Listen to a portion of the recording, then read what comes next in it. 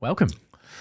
Thank you, Dylan. Welcome, Alex. I appreciate it. Thanks for coming in and being a part of it. Yeah, look, it's a pleasure. I'm looking forward to it. I appreciate you coming in because through the time that I've known you so far, I've gotten bits and pieces of your story in business and in other areas of life as well.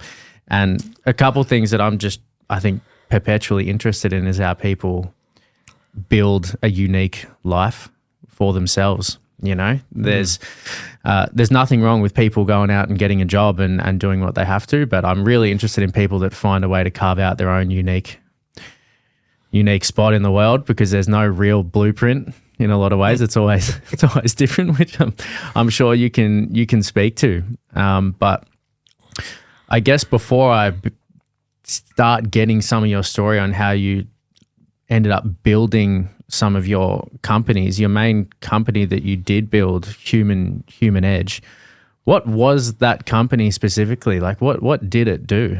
How did it operate? Yeah, right. Well, look, I think first of all, everybody's story is unique. Yeah, true. Some may be less interesting, and some maybe not as exciting, and some may be plagued with a few more difficulties than others. But look, everybody's life's unique. I think we all have to jump hurdles. Life's a hurdle race. It doesn't matter how you jump it; it's how you land that really matters, and what you do there. So I think everybody's got a unique story, and that's the wonderful thing about people and individuality and the ability to express it. So in terms of my business side, I finished university in 1971, and there was a recession there at that time in Australia, and I couldn't get a job. The only job I could get was driving a forklift in a warehouse because it was a contracting part-time job. And then the other job that I got, which was actually quite interesting, was working in the abattoirs. So there was an abattoir down in Port Melbourne. So at 5 o'clock in the morning, a group of people who were looking for part-time casual work would go there. And the abattoirs, the workload is somewhat variable. It depends how many head of whatever they're dealing with at that day are going to come in. It could be 100 cows, it could be 200 sheep, could be whatever. So the volume was variable, therefore the labour force needed to be variable. So they had a fixed group of people that would be employed every day, and then by the time they knew how many head were coming down, which they sort of knew the night before, once the truck manifests had all been sorted out, so then the foreman would come to the front gate at 5 o'clock in the morning, and there'd be a group of people all trying to get a job, which is quite sad in some ways. I mean, I needed a job, but I didn't need a job to feed a family and put food on the table. So, and then many of those people probably did. So, but nevertheless, that's the quality of life. And so the foreman would pick me, and I'd have a job for a day. Start at 5, get paid, I think, 18 shillings and. For the morning. Tax was 10 cents for the week, because when you were paid on a casual rate, the tax was calculated as that was the total amount that you would be paid for the whole week. So, one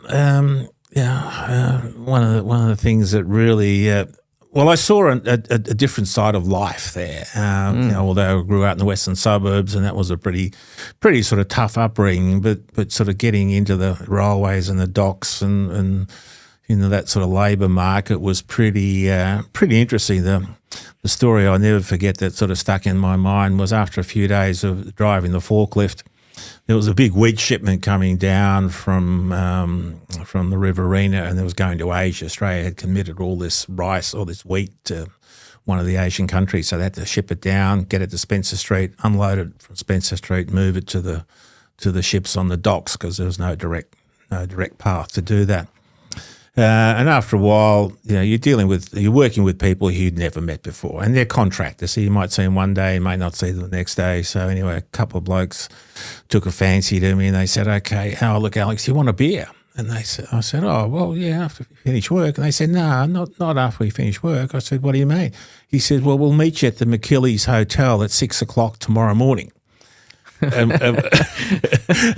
we'll have a beer. Their idea of a beer was not having one after work, which I'm probably sure they did, but they were going to have one before work. So these are sort of grown men. So I thought, oh, that's interesting. I didn't know I think I knew where the hotel was, but it was. How old are you at this point? Oh, well, this case, I was 21, 22. Yeah, right on. So I was pretty young.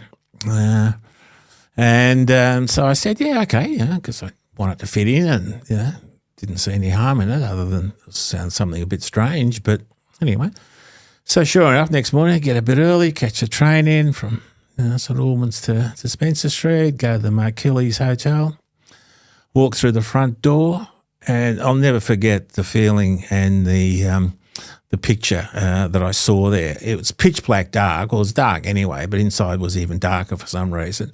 And you would have thought it was Saturday night after a grand final and your team had won. It was just packed. Men, women, and of course they're all smoking in those days and they're drinking and they're loud. And you just wouldn't have thought it was 6 o'clock in the morning. Yeah, that's wild. It was, yeah. So anyway, sure enough, my mates were there, and I think they had three, or they probably had half a dozen beers. I had two, I think, and I didn't feel all that well for the rest of the day. So I think that was when I decided that none of this drinking before midday story. It just didn't work. But it was just an amazing experience.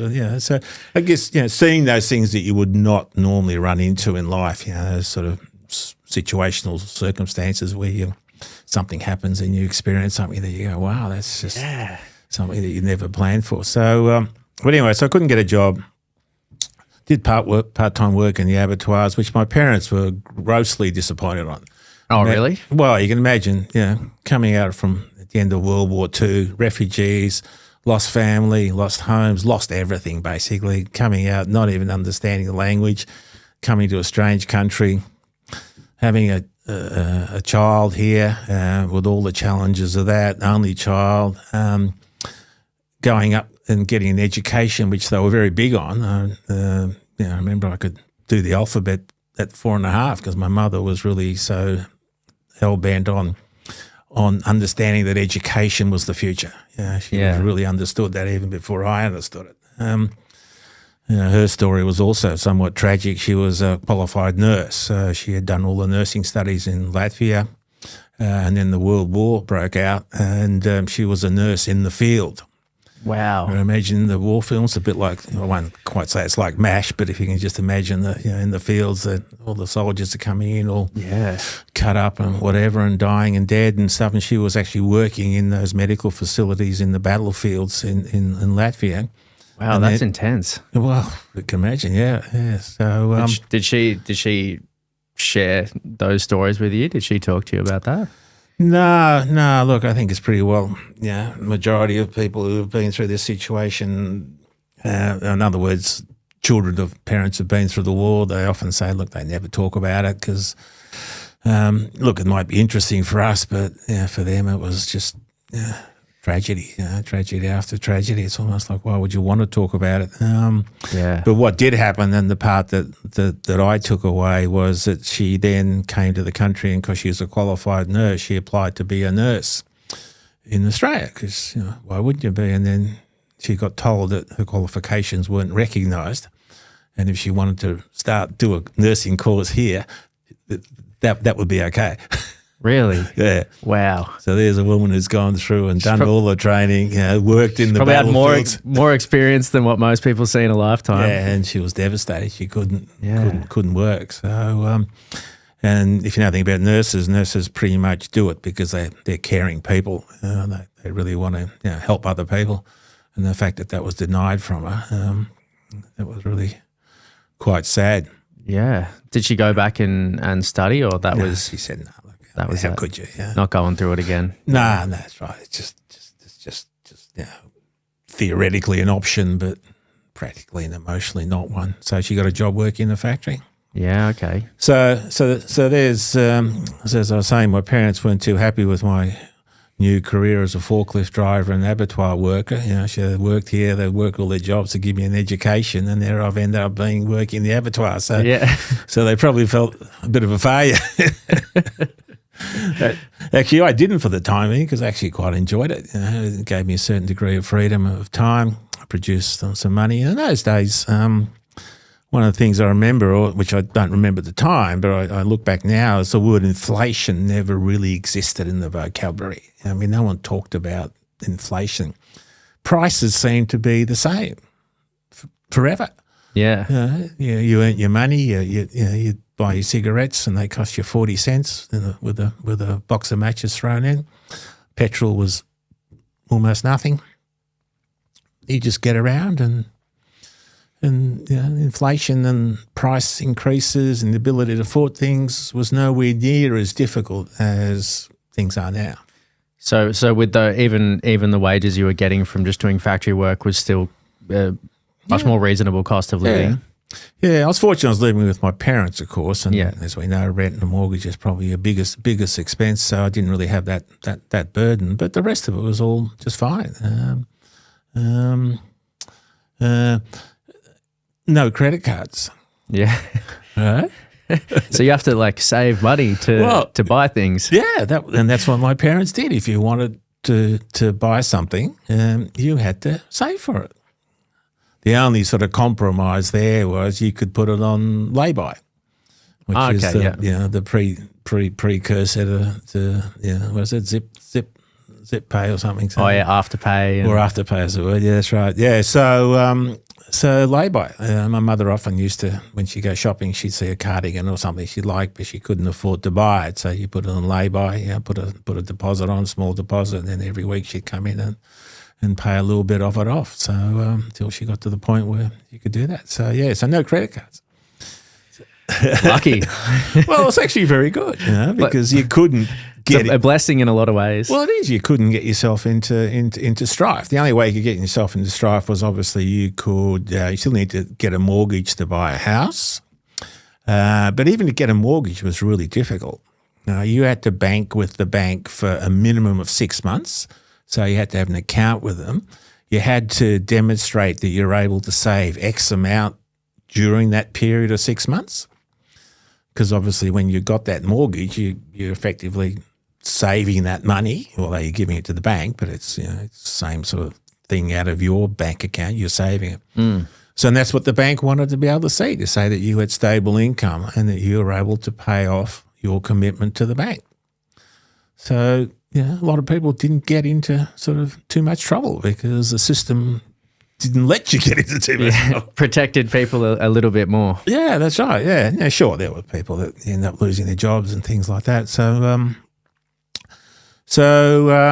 then I couldn't get a job, and then in '73, a mate of mine, the ANZ Bank were recruiting for computer people. I didn't call them computer people in those days, and you don't call them that now, but it was called EDP. EDP. Yeah. You know what EDP stands for? No idea. EDP is electronic data processing. Okay. So they had computers to do data processing because that's what computers basically did. They processed data, and there was electronic. So it's called EDP. Because how long had computers been used in workplaces like that for up until that moment? So what were we, in the early 70s?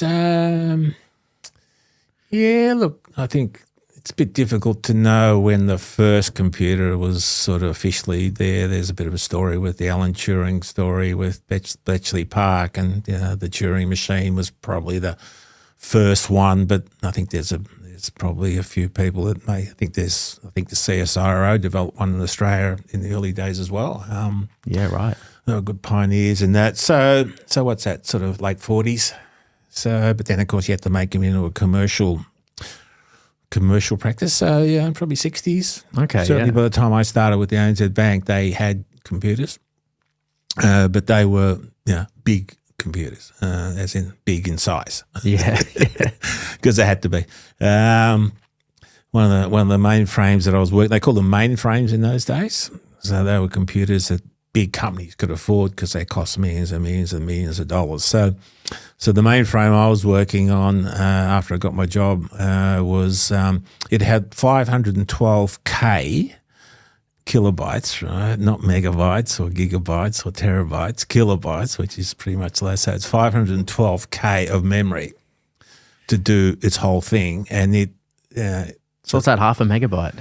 Yeah, that's right, half a megabyte. That's right, exactly. Yeah. So, and they wanted to upgrade it to a megabyte, so they had to get another 512K. So it was cranes in to pull it into the building. Whoa! It took a whole wall. You open up the cabinet, and I remember doing this. And there's water pouring down the sides, a bit like a radiator. That's what kept it cool. Oh. And it was like $4 million. Really? Wow. Back in 1970. So that was the height of technology in a lot of ways. Yeah, it was really interesting working in that software side of things. So I got a job there just because they had actually, their process at the time was to recruit people internally within the bank. So the ANZ Bank's pretty large, still is, was then too. And what they did was they went to the people working at the bank and said, look, we've got vacancies in the EDP division. If you want to apply, you have to sit for an aptitude test, and then if you're successful, you have to relocate to Melbourne, because Melbourne was the only place that had a processing centre. And that's how they went. So people from the branches all over Australia applied. A lot of them obviously didn't get the job because they didn't have the aptitude for it. Maybe didn't have the whatever they were testing for in those tests. And then they ran out of, the talent pool ran out basically, because the demand, as you can see even today, for, computer people is just always sort of, higher than the amount of people that can fill it. So so they then went to the general market, and a mate of mine saw an ad, applied, had to sit an aptitude test. It wasn't an aptitude test, it was a test of some sort. It took 3 hours. And we got that done. I think I was the first one out of the room. He was the second one out of the room. I said, what do you think? I said, I don't know, but there were a lot of trick questions that was pretty easy. One or the other, I wasn't really sure. But anyway, we were just intent on going to the pub and having a drink after that. And, fair. But we got offered the job. In fact, the guy offered me the job. He says, look, the guy from HR doesn't recommend I hire you. He said, look, I think he's a bit too arrogant, too brash, and too self-opinionated about things. And he was probably right to a certain degree, but he said, but it's actually that those are the qualities that I think we need in our organisation. We're too stale, we're not innovative enough, we're not pushing the boundaries, we're not making things happen quickly enough. So what the HR guy saw was not a problem to the manager that hired me. So he gave me a start, which I always valued. Right on. So that gets you in the game. In the game. So then I could start doing my computer stuff. So so I was a computer programmer. Got allocated into a division into the bank, and then off I went there. Did you? When you first came in contact with computers, like, is it something that you loved to do? Like, did you love computers at that point? Did you love working with them? So when I was at university, I majored in mathematics and statistics, but there was no sort of computer science course or anything. There was a subject, I think it was computing or EDP 1 or something, which I did in years 2 and years 3. So that's where I got my first taste of it, and that's where I started to understand what computing was about. Because there's no personal computers, there's no internet, right? There's none of this. So the only exposure you got to it was at either university, or if you had to work for a large company, then they had a computer and you somehow managed to score your way into some sort of role related to that. So but I did mathematics and statistics. I did pure mathematics and applied mathematics. And when you think about all those sort of disciplines, they're all about solving problems. Fundamentally, that's all those disciplines to a large degree solve problems. And the reason I like those subjects because the answer to the problem is generally either right or wrong. Yeah, right. It's not up for debate as much. Well, that's right. Yeah, I mean, when you get down and you work out these complex mathematical formulas, and the answer comes to it's 3.73872, I don't think that's right. right? Yeah, the answer's going to be a whole number or it's going to be something else. You sort of know whether you got things right or wrong. Yeah. But generally, the end result is, it's not like if you're doing English, for example, and the teacher says, well, what do you think Macbeth meant by this line that he said to so-and-so? And, well, my answer there is, well, first of all, who knows? Because nobody asked Macbeth and he's long gone and he's dead, right? Yeah. So it's just somebody's interpretation of what he thought that meant. And if you agree with the teacher's interpretation, you get a big tick. And if you come up with something that doesn't agree with the teacher, well, you're probably not going to go down as well. But mathematics, you don't have that problem, right? It's either QED, you've either got it right or you've got it wrong.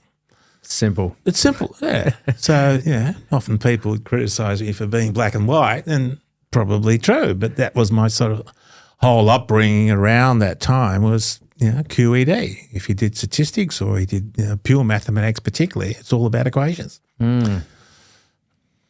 So I got my love for that, and then when you got into computing, you were sort of doing the same thing. You were solving problems. You're just doing them with a different way. You're using a computer to solve the problem.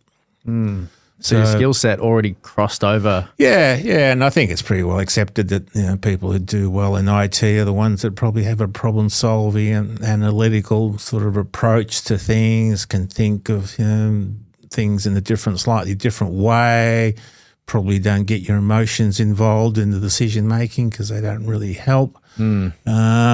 So I think that's what really drove me into IT. And, of course, you are challenging yourself against the computer. And that's why a lot of programmers, they're often called geeks and those sorts of terms, because they like to sit there all day and they don't want to talk to people because people just get in the way of things, right? Your computer is your buddy for the day and you two are having a game with each other. I'm trying to get you to do this and you're giving me something back that's not what I'm asking you to do. Yeah. And pretty much 100% of the time it's because you have made a mistake, not the computer has made a mistake. Yeah, it's a good litmus test for yourself, isn't it? Like there's a bug there. There's once again, it's not up for debate whether the computer's wrong. No, you can't go to your boss and say, look, I've done all this right and the computer's wrong. Now, look, there could be a 1 in a million chance that it is, because there could be a bug in the computer, because the computer is only just software itself anyway. Right? So somebody could have a problem in that computer, right? And it's not unusual. You can still find bugs now. If you went into Google, you can find bugs in the way Google works. But in those days, you certainly couldn't go to your boss and say the computer's wrong and I'm right. I don't think your job life expectancy was going to be very, very good. Well, certainly your promotability was, you might be out there stacking the envelopes tomorrow. So when you were working on these computers at this early stage, did you have any thoughts of like, wow, this could be the future? Or did you have any form of understanding that this technology could explode in the way that it has? Simple answer is probably no, but I'll sort of qualify. My mother always said to me, God bless her soul, a Russian peasant well, no, she wasn't a peasant. My father was the peasant. He worked on the farm. My mother was a nurse, as I said. She always said, get into computers. Really? And this is like in the 60s. I didn't get it. Yeah. I sort of got into it. I'm not sure because she said, but I think she was happy I did. But yeah, she probably had more foresight than I did. Wow, that's pretty cool. Yeah. So I got into it not because I saw where it was going to go. I just got into it because I could be working with problems all day long, and I could be working on some computers that a lot of people didn't get a chance to work on, and create software. One of the things I've found over the years is that when people talk about software, if you're not an IT tech, it's a pretty sort of dry argument to a certain degree. Nobody understands how it works. You pick up your phone now; it's all driven by software, but you don't see it as software. It does what the program is trained it to do. It just works. It works, yeah. Well, hopefully it works. Hopefully it works, yeah. So a lot of my software time was in the bits that didn't work. Yeah. When things don't work, then call Alex because he's going to have to try and work it out. So what I found working with software, it's actually very creative. One of my other passions going to university was photography. So at one stage when I got to university, I was thinking of becoming a photographer. Really? So in the early years, I used to have the brownie box camera that you got when you were a kid, and I used to take photos. And then as I got a little bit older, when I was at university, I set up my own darkroom so I could develop my own photos. And then I used to buy bulk film because it was cheaper to buy bulk film and roll it up into the 35mm cassettes for your 36 shots or 50 you could get on there. Yeah. And so I was doing that, and that's my hobby. And then I was doing IT or EDP or programming or computers, whatever language you wanted to call it in those days. And but by the time I got to the end of uni, I sort of realised there was probably going to be more money in the computer side of things than there was going to be in the photography side of life. So, and I didn't think I was that good a photographer. I just enjoyed doing it. But, I was creating stuff. So I had this creative sort of streak in me, I think, which you're probably born with. So when I was doing software, I also found it's very creative. So how things happen and how they're presented can vary markedly. If I said to sort of 6 programmers, this is what I want you to build for me, it's probably likely that I'll get 6 different versions of it, that some look totally different to others. Like different roads to the same place. Yeah, because people see it differently. Some might prioritise this, and somebody like this set of colours, or somebody do this first and do that second, where others would do it the other way around. So, and all that's in the creativity space. Oh, so in that sense, you've actually got quite a lot of freedom in the way that you develop things. Well, yeah, not so much in the early days, because the system used to be built around specifications. So somebody would give you specifications to build something, and then you as a programmer would build it. Yeah. That inherently had a big problem in it, because those specifications were a bit like engineering specifications. They're very precise and they're very detailed, and they all assume a sort of start at the bottom and build it up. Excuse me. One of the things in programming that you can do is you could actually build the roof first. Ah, okay. So you don't need to build the foundations. Yes, there are some foundations you need, but you can build the roof. And you can build it in any order you want to, really. Right. So the specifications often used to go astray. It's a bit like if I said to Picasso, I said, look, I want this painting. I want a painting of a woman, and I want you to do it this way, and I want you to use these colours, and I want you to do that bit first, and I want you to do this bit second. How do you think Picasso is going to come up with this? He's going to be like, no way. No way. He says you can't do it that way, because it just takes away the creativity. So, of course, over time, creativity started to become more and more valued, and now applications to a large extent evolve. There's still specifications and still requirements and user requirements and business cases and all that, but fundamentally underneath it all, it's an evolving process. Things just get layered on top of other layers, and things come into play, and people's skill sets come into play. Some people are good at this, some people are good at that, some people are good at both. Some are not good at anything, so you try and keep them away from keep them away from the important stuff, and so it evolves. So it's very creative. So that's the other bit that I really love with the technology, was actually taking a problem, creating a solution that somebody generally would interact with. More so nowadays. In the olden days, you'd write programs that there was no interaction. Data would go in, lots of stuff would happen, and stuff would come out, and there was not necessarily like a user interface. Yeah, that's right, yeah.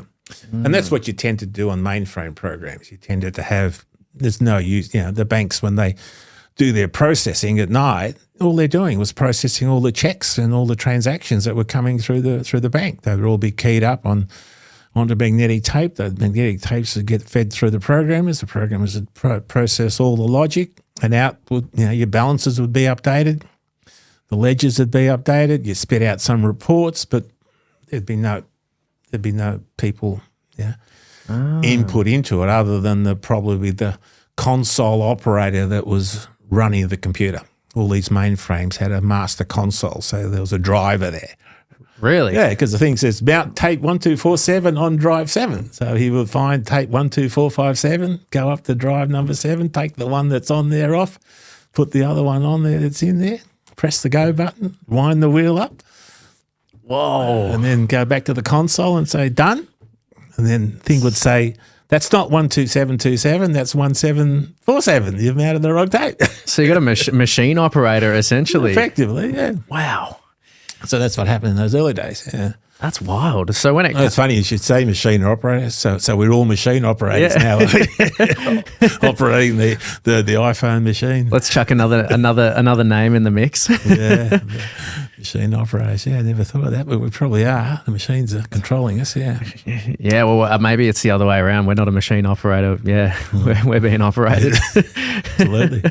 So when it comes to that creative streak that you had going through that, did that become a challenge for you in such a formal workplace like that? Yeah, it did. It actually ended up causing me to leave the bank because I was probably too creative.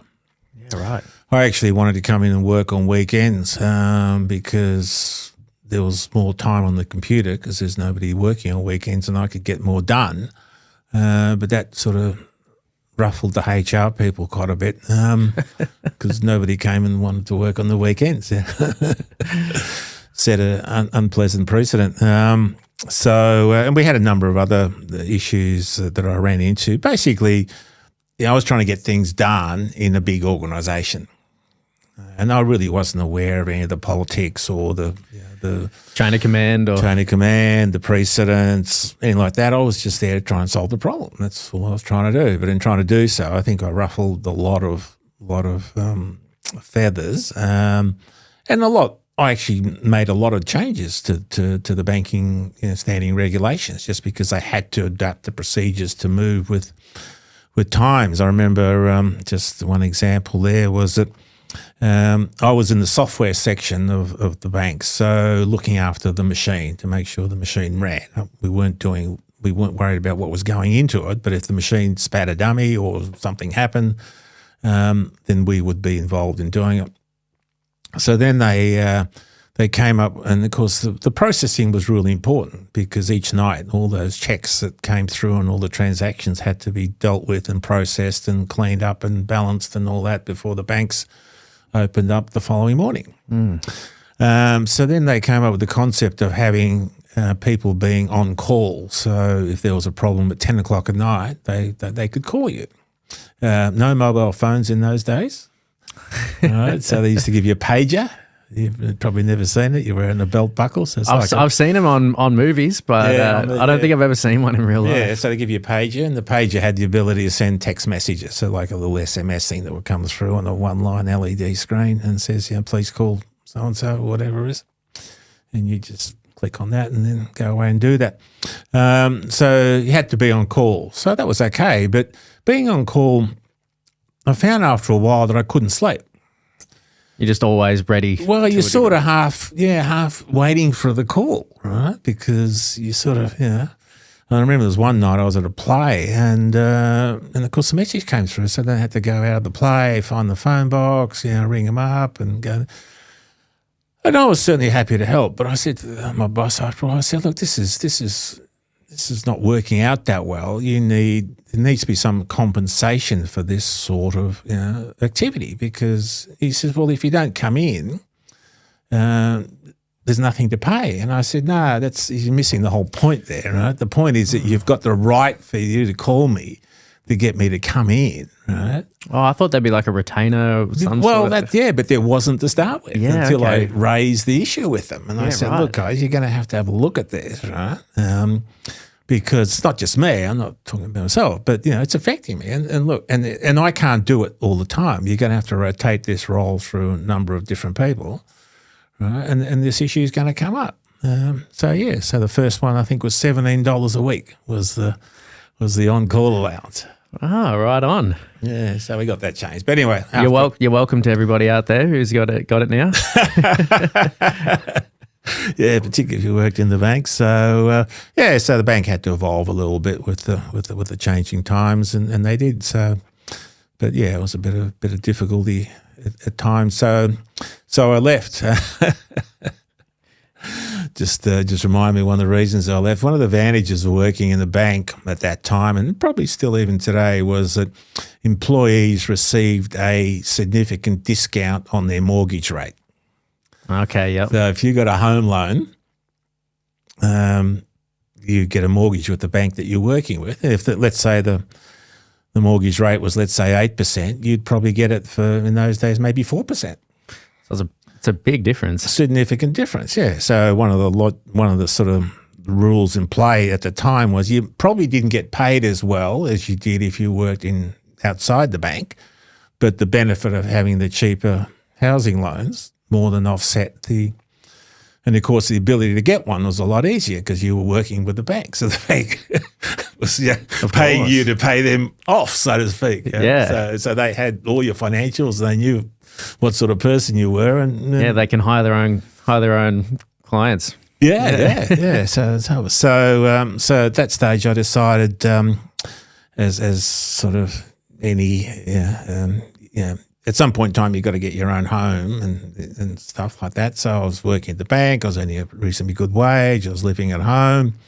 I had a car, which I'd saved for, and I paid that off, old panel van.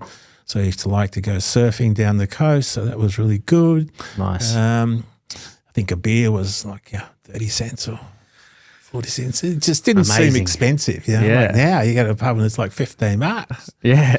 Right, for a beer. I'm thinking to myself, that's not too far from what somebody would get for working for an hour. Yeah. And I don't remember working at the bank for an hour for a beer, right? Might have to go back and do my numbers, but I just don't think so. So I saved enough deposit. And I thought I'll buy a house or a flat or something. Flat, probably more the point. So I went to the bank and I said, I want to tap into the housing loan benefit that I'm entitled to as an employee. And they said, you married? I said, no. I said, you engaged? I said, no. I said, sorry, you're not eligible. Wow. You had to be married or engaged to get the housing loan. That blows my mind. Yeah, so you can imagine the days of discrimination or non-discrimination. But that was the rule. So I said, and my boss said, and he was quite good. He says, "You've got a girlfriend, haven't you?" And I said, "Yeah." He says, "Well, why don't you get engaged?" And then once you get your loan, then you can break it off, and we won't take it back off you. And I said, well, look, I could do that, but it's just not morally right, is it? Right? I mean, it's just, I know you should just bend with the breeze and take advantage of the loophole offered to you, but I just said, no, it's just not right. Didn't sit right with you? Nah, it just didn't sit right. I think that's just not, I think I was dead against the fact that, as today, I think that would almost be illegal, being discriminated based on your marital status, right? Yeah. So I think I was also sort of tapping into a bit of that's just not right, that single people can't get their own home. Bit more of a fundamental issue. Yeah, okay, yeah. Yeah. And then I went for a personal loan because I wanted to buy a sports car, and they knocked me back for that. So I think they were a little bit sort of, programmers don't drive sports cars when we drive Holdens and Fords. So I think there was a bit of jealousy there, but they knocked me back, and there was some rule that says I wasn't entitled to it. So I think it was discretionary at that point in time. And then I left the bank, and I said, I was speaking to a mate of mine, and he said, why don't you go back and apply for the car loan? And I said, well, they knocked me back when I was an employee. He says, no, you're missing the point. And I said, what's the point? He said, well, you're a customer now. So I walked round the corner to where I was working, to the branch. I'd resigned at this point in time, met with the manager. He had all the stuff in front of me. He says, I used to work for us. I said, yeah. I said, I've got another job at a small bureau that I'm now going to. He says, what do you want to do? I said, I want to buy this car. How much do you want? I said, I wanted $3,500. I had 50% deposit already. It gave me all the details, and he says, yep. He says, money, you'll be in your account in a couple of hours. I said, well, I haven't bought it yet. I just wanted to organise the loan. But, he says, you're a customer now, so your importance rating. Crazy, isn't it? It's funny how it works. Well, that's right, and he was right. So I'm not sure what the thing happens nowadays, but again, it's interesting how discrimination was sort of so entrenched, I suppose, but at the time we didn't realise it. Yeah. So you managed to get a sports car. So I managed to get a sports car. Yeah. Now I decided to buy. Then I decided to buy a house. So actually a flat. So I found a flat in Flemington, in the city. It's a nice flat, a bit old, But somebody come along and refurbish them, which was quite the vogue. They take a group of flats, strata title them, refurbish them, put new carpets in, do a painting, and then sell individuals offers. And I remember in Dover Street, Flemington. So I go there on a Saturday. In those days, you had to get Saturday's Age. Remember, no internet. Yeah. Saturday's Age was you almost needed two hands to carry it. In Saturday's Age was all the job ads, all the real estate ads, businesses for sale, employment sections, everything. Yeah, that was the one-stop shop, wasn't it? It was the one-stop shop, on Saturdays, and Saturdays was the primo one because it had all of it, used cars for sale, the whole bit. It had, like you could light 6 fires with one Saturday's Age, right? It just came with so many different sections. So, and of course, you look at the flats for sale or the houses for sale. They'd have the opening times for the inspections. So you'd make a note of those, get themselves organised. So did all that, found a place in Flemington, went there, got the inspection, had the agent there, and it was $26,500 for the flat. So anyway, I made a decision, liked it. Yeah, it was okay. It was good. Nice and clean, obviously, refurbished. And I said to the guy, now I need to make this subject to finance because I haven't got $26,500. I did have the $2,650 and a little bit more, but that I'd saved up. So he said, yeah, no worries, just sign here. So I signed there. Gave me the copy of the paperwork. Off I went. Feeling pretty happy with myself, bought the house. So I thought I'll go to the bank and I'll go to a building society. In those days, I had these building societies and get the loan. So Monday I started the process. Oh. Went to the building society. They said, you got an account with us? I said, no. I said, no, you got to have an account with us for 6 months to show us you can do the savings. I said, oh, okay. So I went to the bank in New South Wales. They said, you got an account with us? No, can't do it. So I thought, I'll go back to the agent and just say, look, I can't get finance deals off. So I rang up the agent. Don't get to speak to the guy I bought it from, but I rang the office and the girl went through and she said, oh yeah, I got your paperwork here. Yeah, oh no, your contract's not conditional. It's there's nothing conditional about the contract. You've signed up and you've got to pay the full balance in 90 days or 60 days. Yeah, right. Yeah, and I said, the agent said it was conditional. He said, well, I don't know anything about that, but the contract didn't have. So he stitched me up. So you've bought the house, bought the flat on a conditional contract, which wasn't conditional. I didn't know how to read a contract at that age. Like I was 24 years old or something. Knew a lot about computers at that time. I could program, but reading a real estate contract, even today is probably pretty complicated. So and then I thought I'm coming round. So I drove to the real estate agent, spoke to the boss there, and he says, "Look, I'm really sorry, but there's nothing I can do. The contract's unconditional." And I said, "But so and so," I said, but he just, he was probably in cahoots with them. So they know what they're doing. They know what they're doing. So then I was a bit of trouble. I thought, geez, I don't want to lose my deposit, because if I didn't come up with the balance, then I would lose my deposit.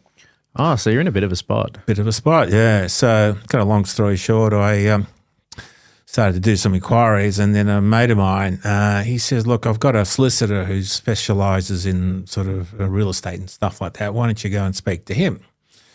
So I went there. He said, "What's your story?" I said, "This is a story." He says, "Okay." He says, "What are you going to do with this place? Do you have to live in it?" And I said, "Well, I'm living in a share house at the moment. It's okay, but I sort of had planned to live there. That was always the intention." He says, "Okay, but you don't have to live there. You could stay where you are, and we could just buy this and rent it out."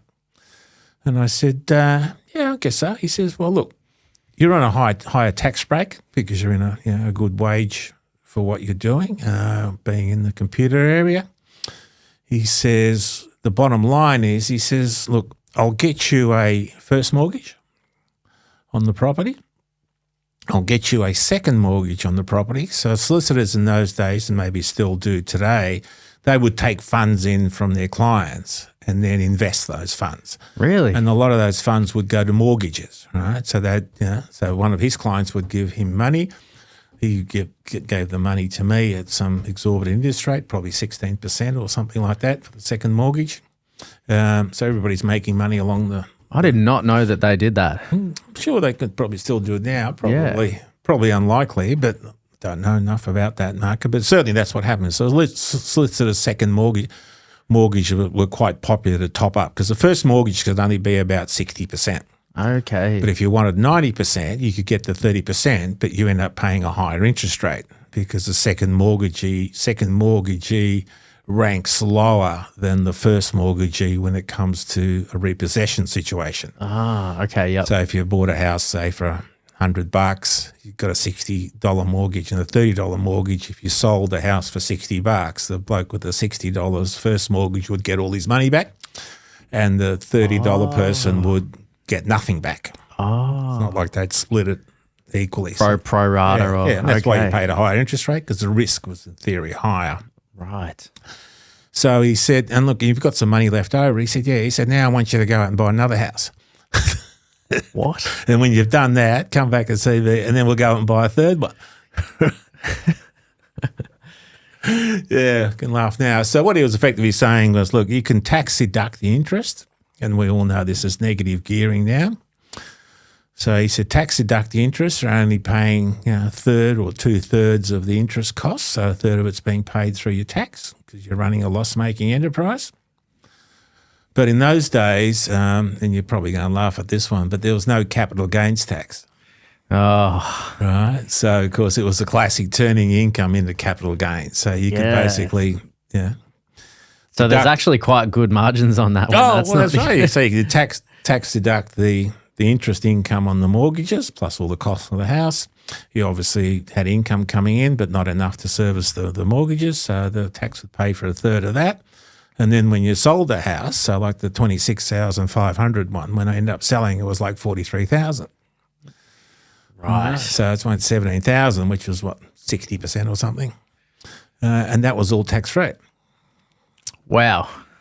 That's a good way to do it. That's a great way to do it. So I was very fortunate that I ended up understanding all of that through some guy shafting me. Yeah. So there's a story of some. That's pretty cool. Some good coming out of a shit situation, really. So you managed to keep the houses and pay for them and then sell them, and you didn't really get shafted in the end. They were just getting a good deal. And then I also realised how this whole system works. So then I used to do my own mortgage documents because in those days you could actually do it. You could buy it from the news agent. You could get you only had to produce a section something or other and this contract of sale, and you didn't even need a solicitor to do it. Oh, really? So you could just manage your... Yeah, you could do it all yourself pretty much. Wow. So cut the cost down, yeah. I think a solicitor may have had to do the lodgements at the titles office, but all the other stuff you could do yourself, yeah.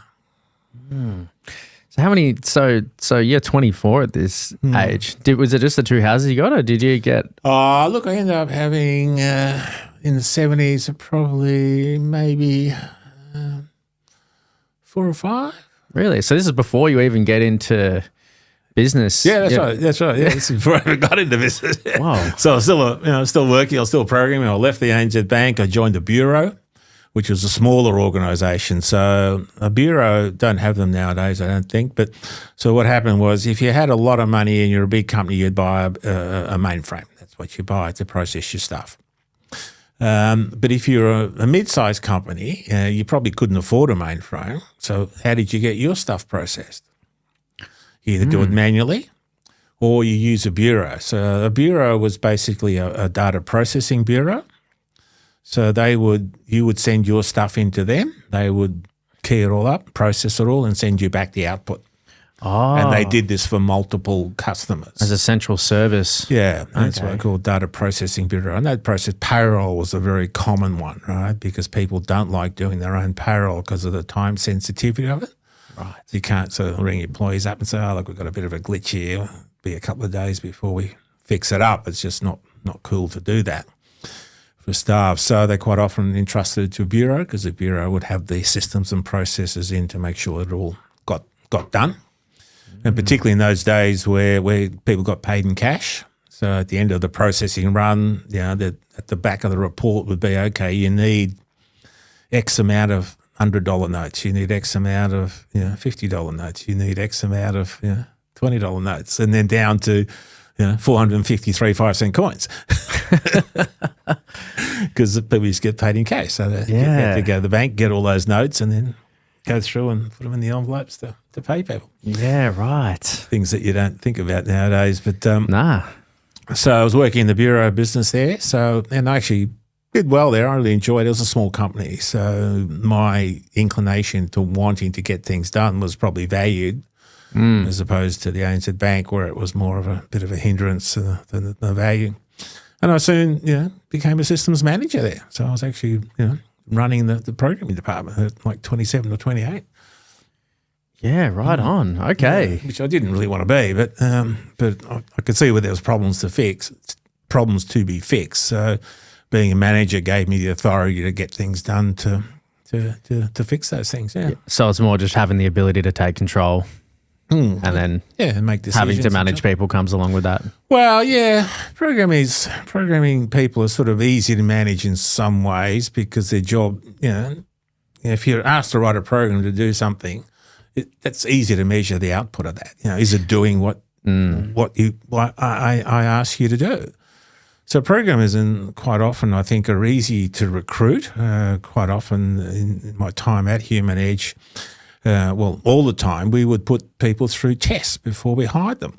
We'd ask them questions and see what their answers were, because you could actually tell how somebody knew, and then we'd throw some trick questions in. Of course, the good people would spot the trick questions because they were experienced enough to see that that's not what it was saying, and you could really get a good understanding of someone's skill and abilities based on those sorts of tests. So they were good to hire with. I think the example, if you want to use a counter example, if you wanted to hire a receptionist, what sort of test would you do?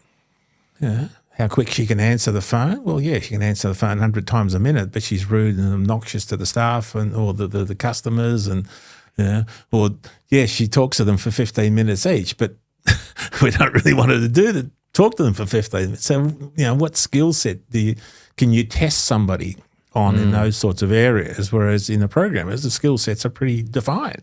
Yeah. So it's not as much up for debate. No. So I want you to write the code to do this. Now, you're either going to get it right or you're not going to get it right. True. Yeah. Problem is that sometimes you don't get it right because there might be a misunderstanding, or there might be another way of doing it, or I thought you wanted to do this first rather than that. So there's still a communication element that exists. Yeah.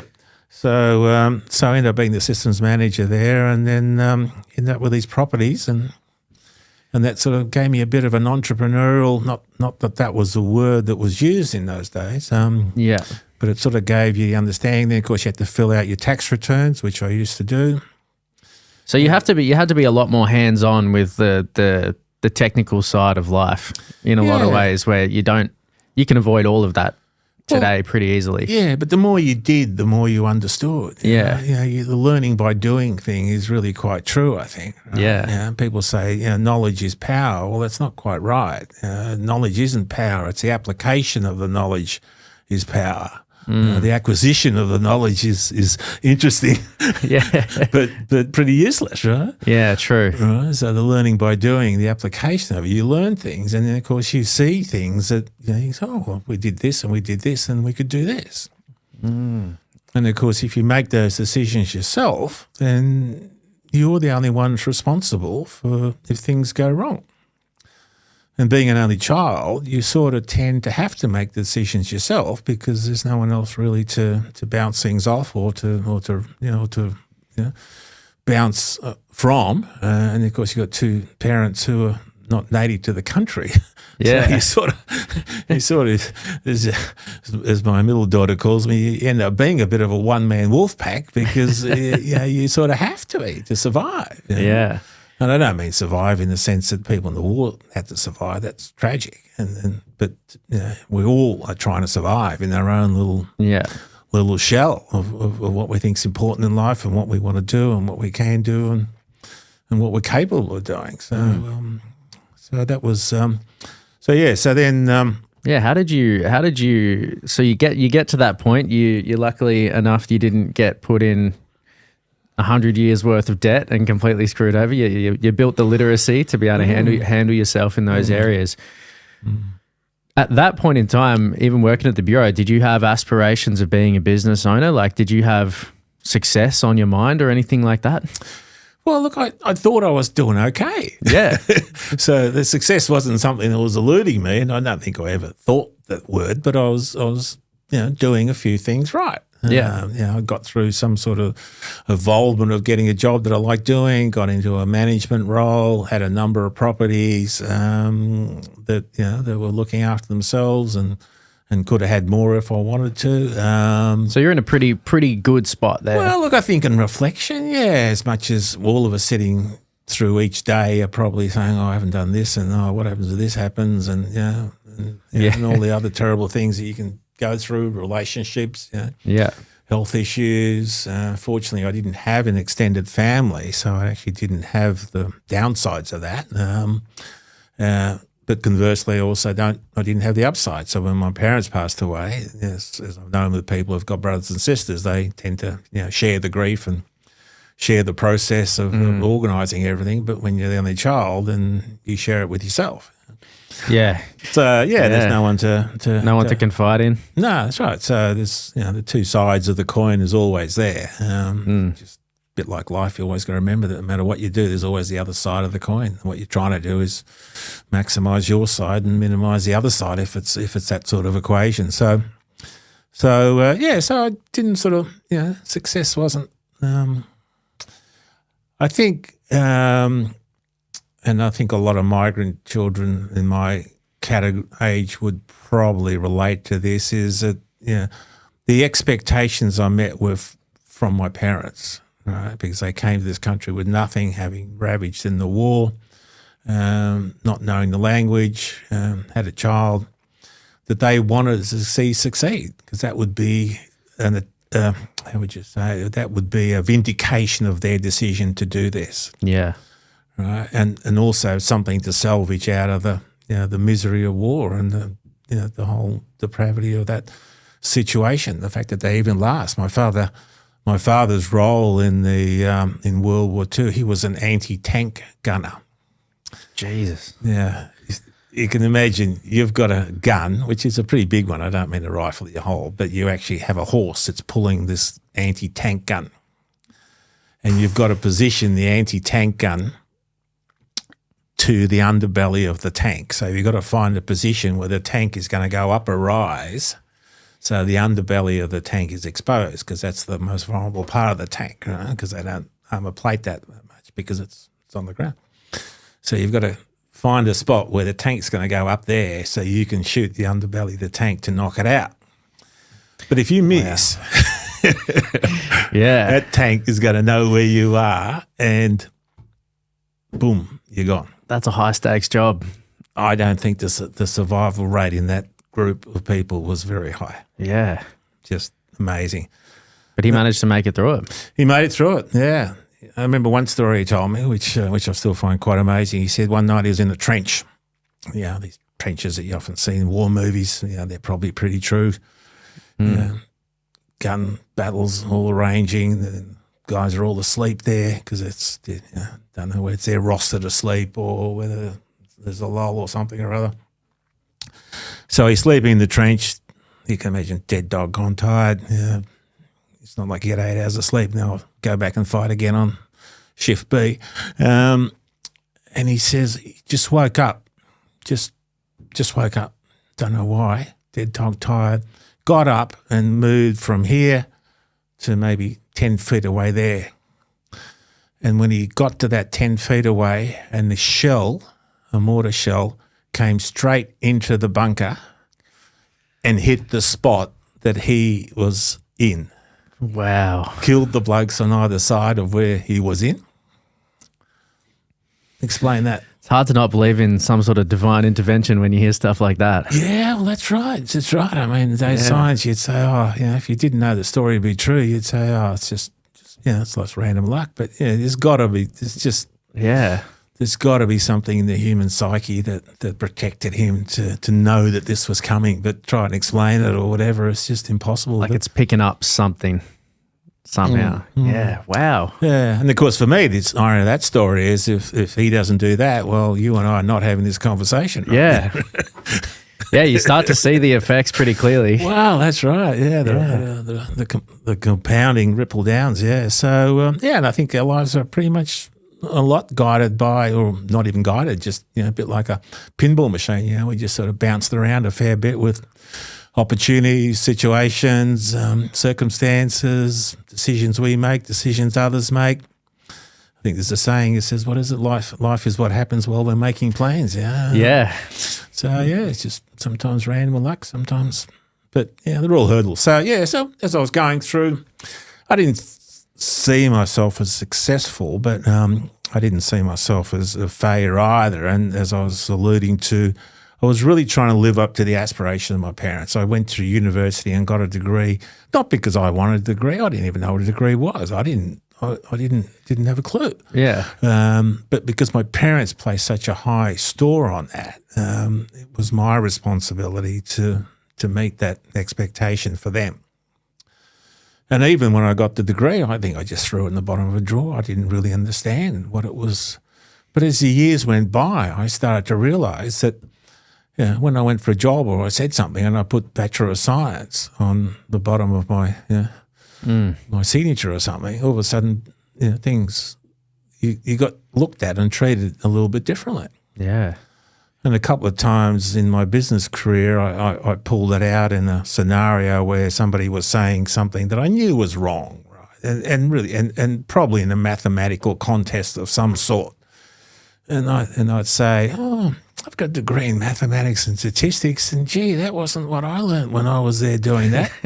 Well, that shut the conversation up really quickly and moved in another direction. So, So it did carry some weight. Well, it did carry some weight, which I never realised, So, And even when I was recruiting, if I got 2 application letters and if they were all identical, let's say, and the one of them down the bottom had Bachelor of Science and the other one didn't, well, guess which one you'd pick to do the interview for? Naturally, yeah.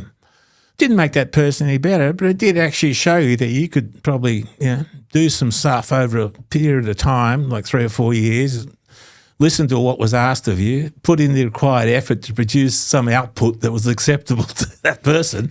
And when you think about a job, that's pretty much what the job is. Right? Yeah. You've got to make sure you show up, do your shit, do it well enough to for the boss to think, well, that's a pass mark and hopefully more than the pass mark, and show up. And there's another saying which is, success is just showing up. Yeah. If you don't show up, you can't play. There's a lot to be said for being consistent in that aspect. Yeah. Look, I think it's one of the good things about computers, isn't it? They're always consistent, aren't they?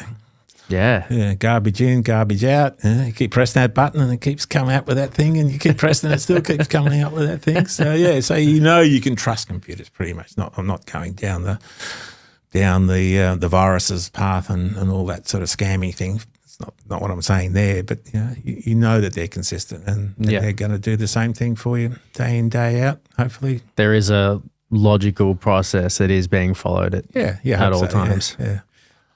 We'll see what the future looks like with that one. So how did you actually go from, how did you begin into your own business? Like what was that transition? What was that jump that pushed you into that mode? Yep. So I'm working in the bureau, got a number of properties. Things are going well. I thought they were going well. Had my sports car, drove a Datsun 260Z. Nice. Yeah, well, I got 240Z, now I got a 260Z. So things were good. So I was working for the bureau, and the bureau had decided to buy a new computer. So computers were coming smaller, but they were still very expensive. They're not at this stage on the desktop, so there's no internet, there's no mobile phones, there's no computers on a desktop. There's mainframes and then there's minis. Mini computers were obviously smaller versions of mainframes. They were a lot smaller in size and they were a lot cheaper.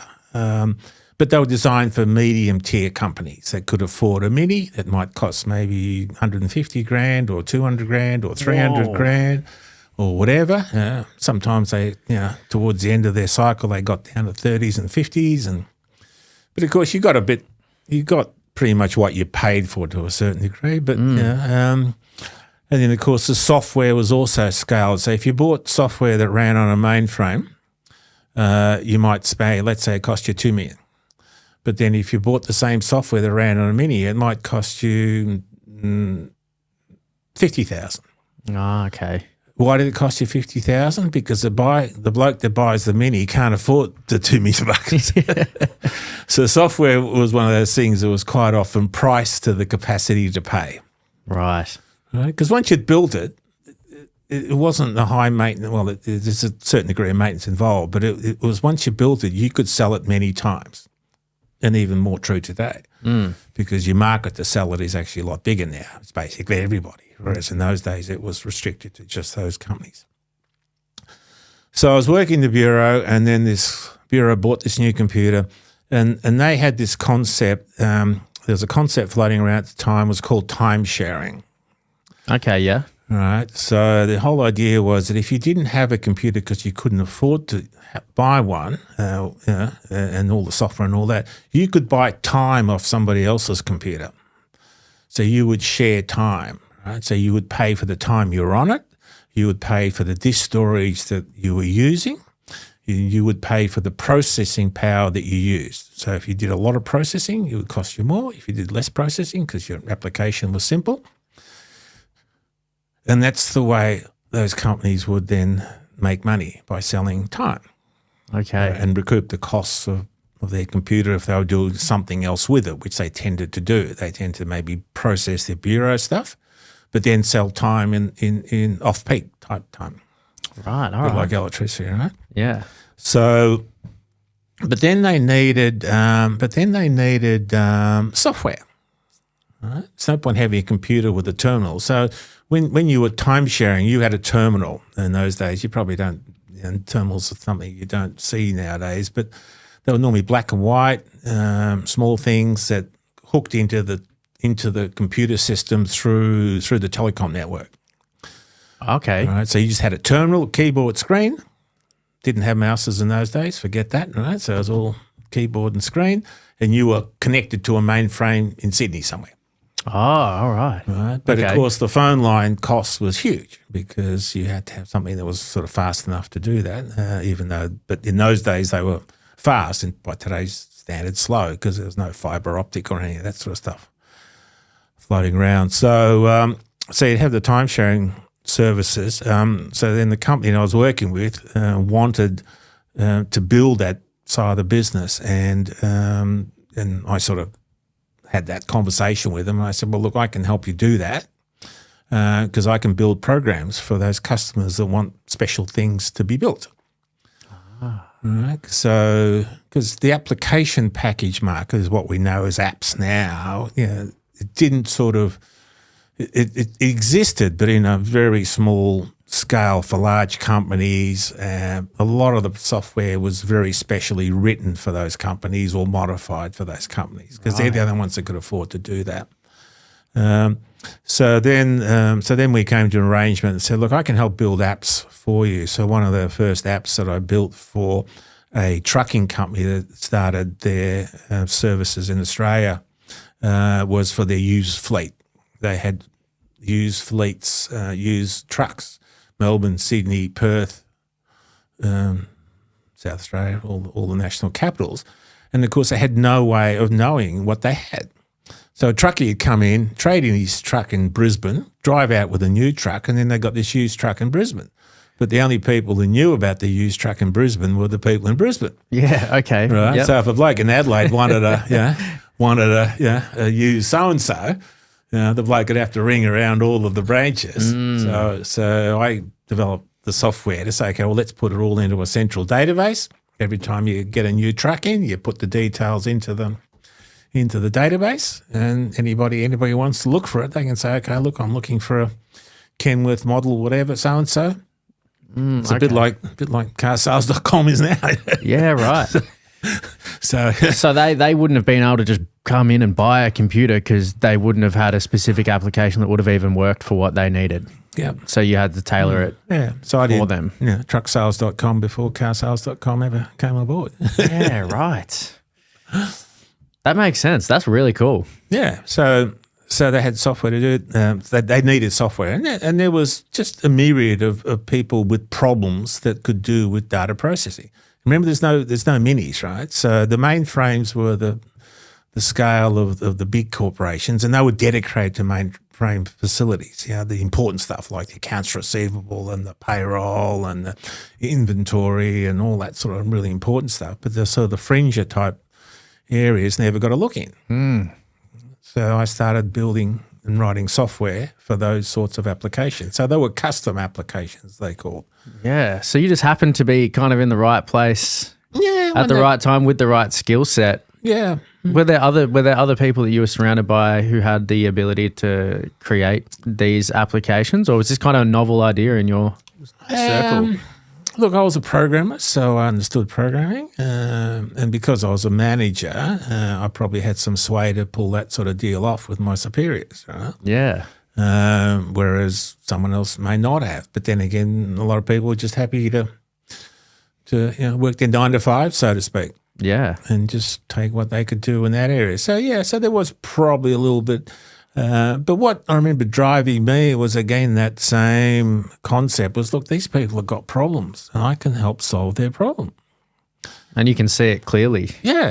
That's just one of the skills that I had in the analysis side of things, was to be able to look at problems and then sort of strip away the wheat from the chaff, so to speak, and say, okay, well, look, these things are important, those things are irrelevant, they're just noise, Or, what is important, what's not important, how do you prioritise, Let's build this, and then on top of that we can build that, so you can stage the thing. So there's many ways of doing it, and then have the resources to be able to deliver that in a way that the user can get what he wants, basically, and save them obviously money as well. So the truck thing was really great for them because they could just tap into a thing and just see all the trucks that were around Australia. So if the customer wanted one, they knew where to get it. Oh, look here, we've got something that's similar to what you want in Brisbane.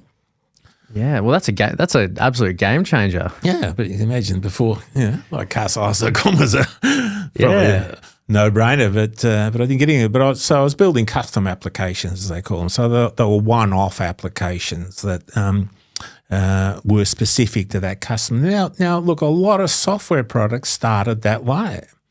Somebody wrote a program for somebody to do something, and then realised that there are other people that want the same program to do the same thing, or slight variation thereof. Yeah. There's a company that's really big on the stock market that looks after share registries. The people that wrote it for one particular need, but then they realised that there was lots of companies that have the same need. So they could move that product into those markets or get those customers to use those markets, maybe with some adaptation, maybe not. So suddenly you're in a position where you've got this thing where you've put in all this effort, but then you might not have to put in the same effort to be able to replicate this or change it to deliver it to somebody else. Yeah. Success of software is really based around reusability. So if you build a chair, it's a chair. Yeah. You can't turn it into a lounge. You can't turn it into a kitchen table. Well, you could, but you wouldn't. You wouldn't. That's right. Whereas you could write some software that you can then take and make it do something else with maybe not that much work. Depends what it is. Can't take a weather forecasting app to go and pick you the winners at the races. But there's lots of stuff that you could reuse. And if you wrote some stuff that was really smart and clever, and then it's probably like a logging screen, right? Everything needs a logging screen. Everybody needs some output. Everybody needs date routines, if you want to calculate how old something is. Okay, yeah. So there's lots of routines that are common amongst a lot of applications. So when you're building a custom application, the first time you have to write everything from scratch, but the second time round you might only have to write 90% from scratch. And the next time round you might have to write 80% maybe. That makes sense. Never gets down to 10% or 0%. It's never perfect. No, that's right, because the problem is generally unique, right? And Yeah. therefore there's always going to be a significant portion that's based around that uniqueness. Right? So that's where I got to build that, and that's where, and this was in the 80s. And then in 84, I decided to go to Las Vegas. Las Vegas had a convention which is no longer running called Comdex. Comdex. It was a computer. It was the world's biggest computer exhibition. So the guys in Las Vegas, the reason Las Vegas is so successful is not so much the gambling, the casinos, it's because of the conventions. Okay, The guy built all the convention stuff because he said the best way to make money is to get all these people here to come to these conventions. So we need hotels and accommodation, and then they're going to gamble. So Las Vegas was the biggest convention center in the world because they had big convention centers. And that's why they have all the big fights there and all that sort of stuff, because you've got a huge amount of accommodation. So that makes one sense. feeds another one. So I went to Comdex, and Comdex said, so Apple released all their products and Microsoft released their products. And, it was like the who's who, right? So every year at Comdex, everybody was just so excited to see what was going to get released. It was one of those sort of show, because everyone kept it a secret until Comdex, so they could release it. Okay, yeah. And all the big players were there, like I said, Apple and Microsoft and lots of companies that no longer exist, like Novell and Sony, or Sony still does exist. But so I wanted to see what was happening at the world sort of level, and also PCs were now coming into play, right? So the first computers, mini computers, were now starting to get to a point of commercialization. And this was happening in the early 80s.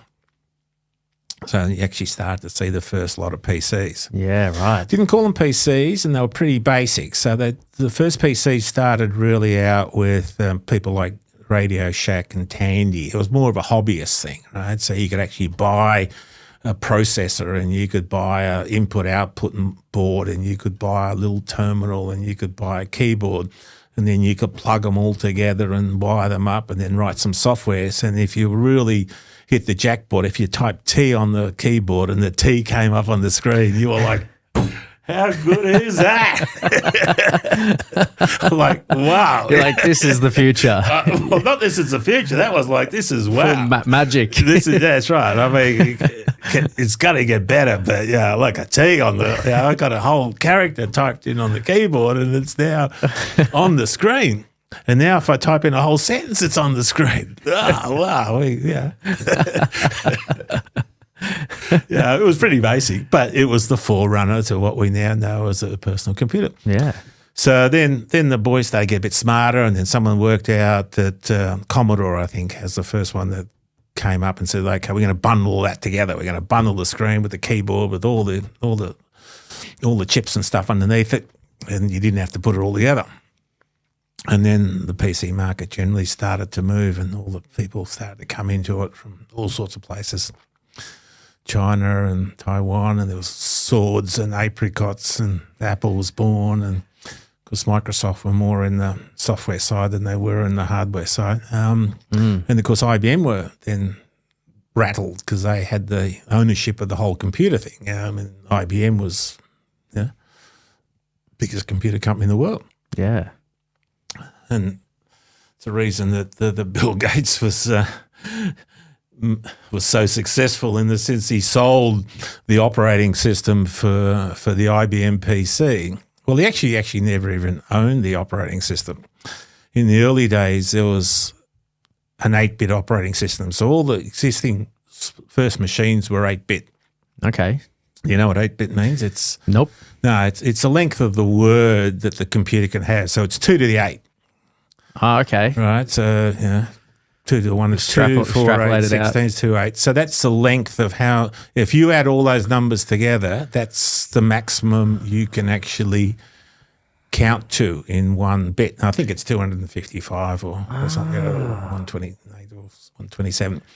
So that's the maximum addressable thing. It's like sort of saying, I've got a long street, but I can only put houses up until 2 to the 8 because that's the maximum amount of addresses that I've got to deal with. Okay. And then they went to 16-bit. So they went from 2 to the power of 16, which ends up being, I think, 1024 or something. So you could address larger blocks of data. And these are like exponential increases, aren't they? Yeah, that's right. Yeah. So they start off with CP/M. So CP/M was the first 8-bit operating system, very popular, written by Digital Research, made a bucket full of money. All the 8-bit machines ran CP/M because there's no one else that had an operating system. It was the only operating system. I think there might be some other fringe ones, but so CP/M was the operating system. Then IBM decided they're going to come into the market and develop a PC because they realised that, hang on, we sort of missed the boat a bit here because they were the big boys on the big elephant in the room, and all of a sudden they realised the little rodents were running around the bottom and they seemed to be doing all right. So they decided to come in the market, but no one knew what IBM was going to come up with. They didn't know whether they're going to have an 8-bit machine. Lots of 8-bit machines around, but very limited because of the small address space they could locate.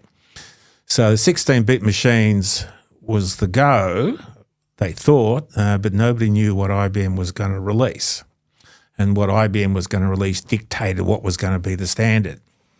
I see, But there was no operating system around for 16-bit machines because you need an operating system. So the operating system is what runs the computer. So when you switch it in, little bits of things get switched on inside the machine, which loads in the operating system, gets itself all organised, and then something pops up on the screen for you, which is in the operating system, and then it says, I'm ready. Okay. So that's the operating system, or part of the operating system doing its thing to get you started. The operating system then also controls everything else that you do. But the first part of it is to get you started, get you powered on, right? Yeah. So if you turn on a computer and not much is happening, then it's the operating system that's got a problem, or there's some computer fault somewhere that's not letting the operating system do its thing. So then everybody knows the history of Bill Gates, I think.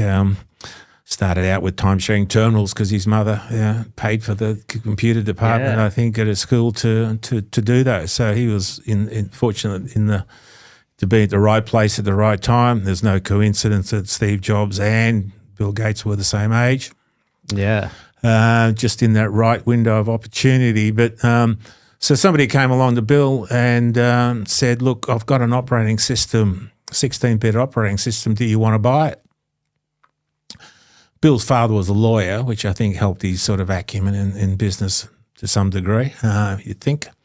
Bill basically said, no, not really. There's no 16-bit machines around, or very few, and all these 8-bit machines, and we're writing 8-bit stuff, so probably don't really want you. And the software operating system was called QDOS. QDOS, and it stood for Quick and Dirty Operating System.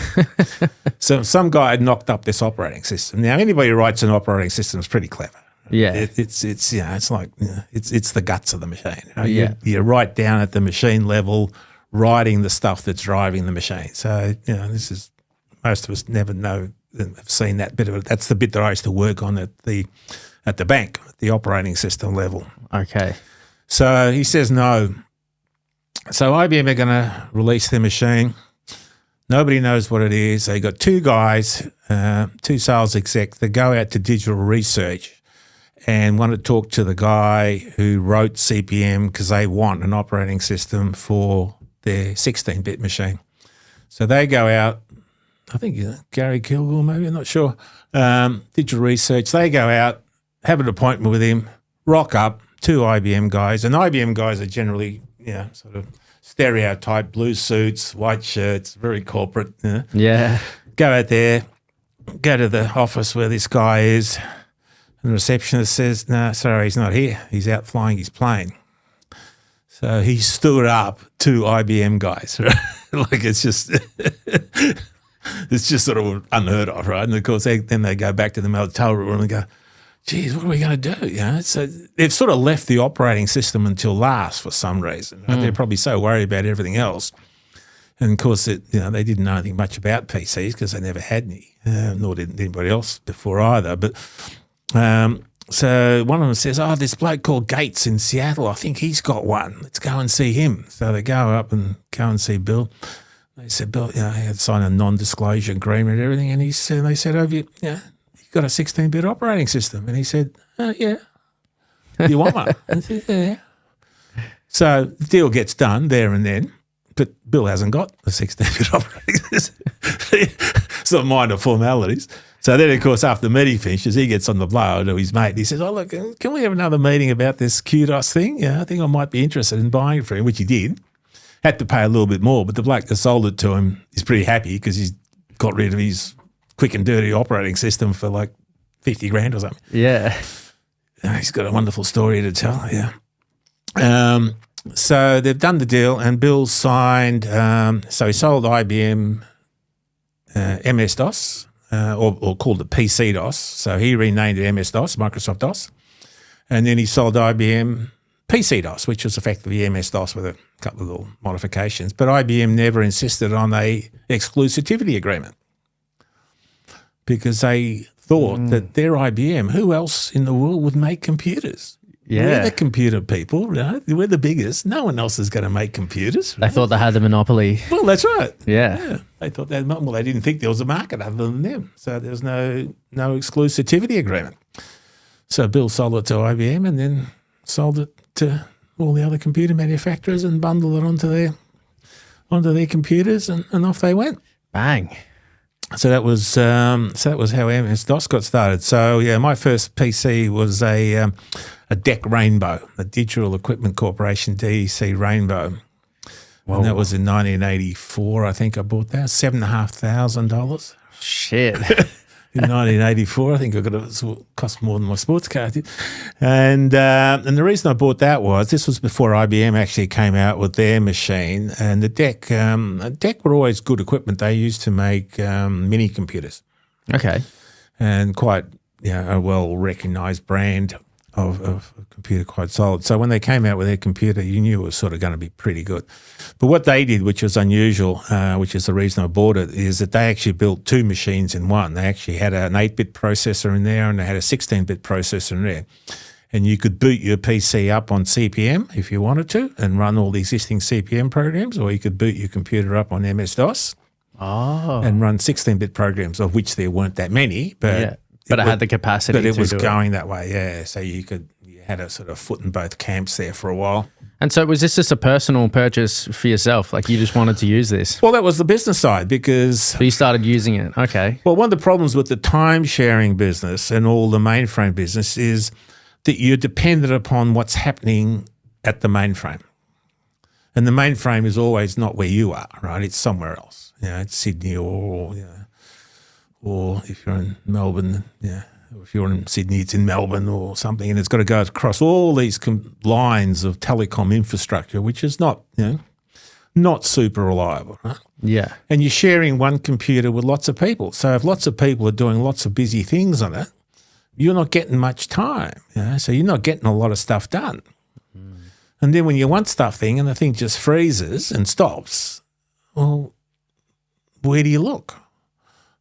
Is it the cable behind the computer? Is it the telecom wires going out of the building? Is it the telecom like wires 1,000 kilometres away? Yeah. Is it the stuff that's happening in Sydney? Did the machine just shit itself in Sydney? Okay, yeah. So having a mainframe and time sharing was really particularly unappealing from that perspective. Obviously you had more computer power than you had if you didn't have it, but you had a lot of constraints. So when the computer PC came along, it was like, I wouldn't say it was like a gift from heaven, but it was like all of a sudden we don't have to worry about all of those things because they're all here on the desk. You're independent. Yeah, that's right. You're off and running, right? You don't have to worry about any lines going out to anybody. You don't worry about somebody using your computer because you're the only one that's using your computer, huh? So yeah, it's a powerful tool. Yeah, and that's what sort of made the IT business. I think Bill Gates' vision at the time, he said it, I don't know if it's true, but it seems to be in folklore. His vision was to have a computer on everybody's desk when at a time that seemed like crazy shit. Yeah.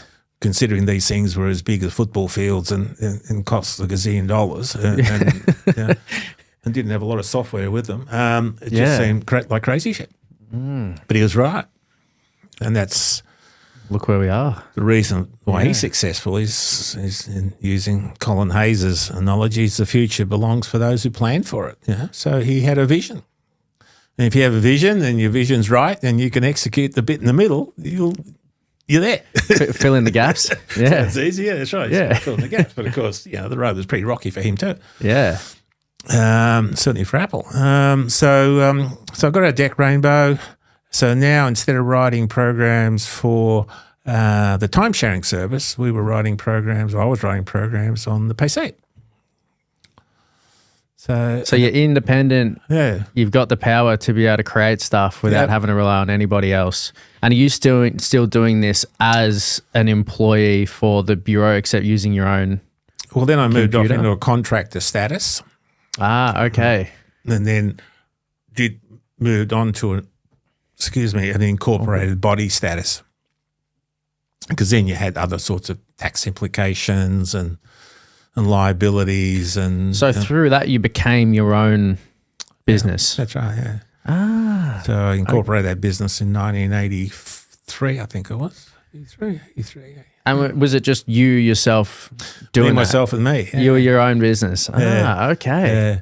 But I did something a little bit sneaky. It wasn't really sneaky. So a mate of mine, who was the best man at my wedding, if probably ever listens to this, I'll mention his name. His name was Rob Stewart. His name still is Rob Stewart.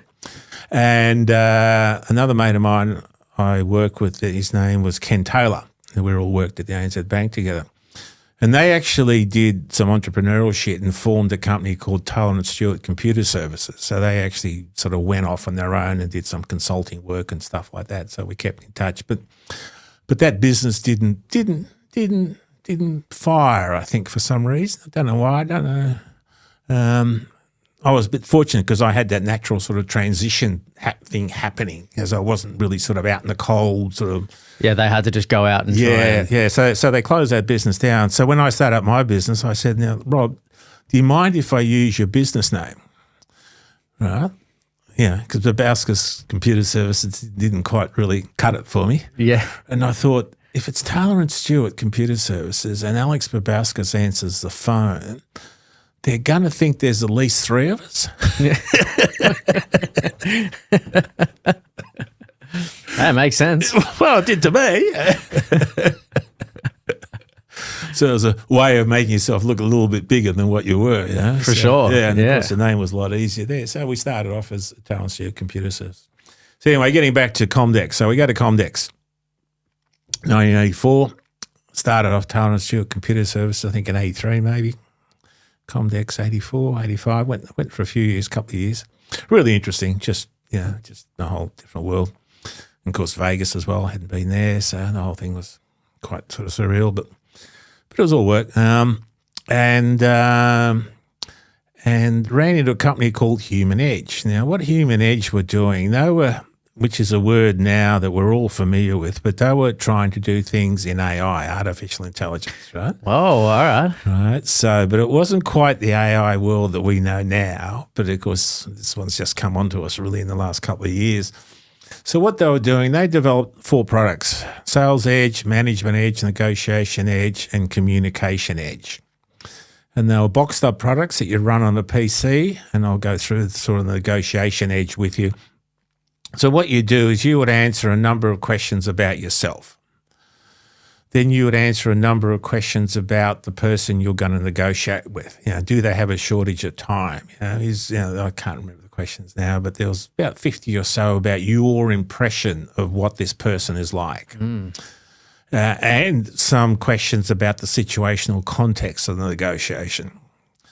Does this negotiation have to be completed today, right? Or is it part of a negotiation that's going to continue? and it would generate a strategy report for you on how you could negotiate. Whoa. Right, between... Yeah. I'll have to dig this program up. I think I'll still have a copy of it to get it to run. Could be interesting. But it was really good. So it wasn't really AI, right, in what we know now, but they had actually got together some clever people, put all this stuff here, stuck it on a floppy, encrypted it all, and you could generate these reports. And they focused on sales. So this would be if you're a salesperson, this is a report that you could prepare if you're going to sell to somebody.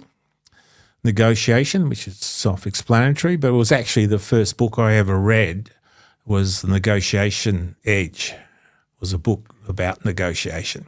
Really? Yeah, okay. I was really interested in that in an early stage in life, as I was with a lot of books, I think. And then the Communication Edge and how to communicate, and management, obviously management. And then they actually came up with a sort of a quirky kids sort of thing called Mind Prober. Mind Prober.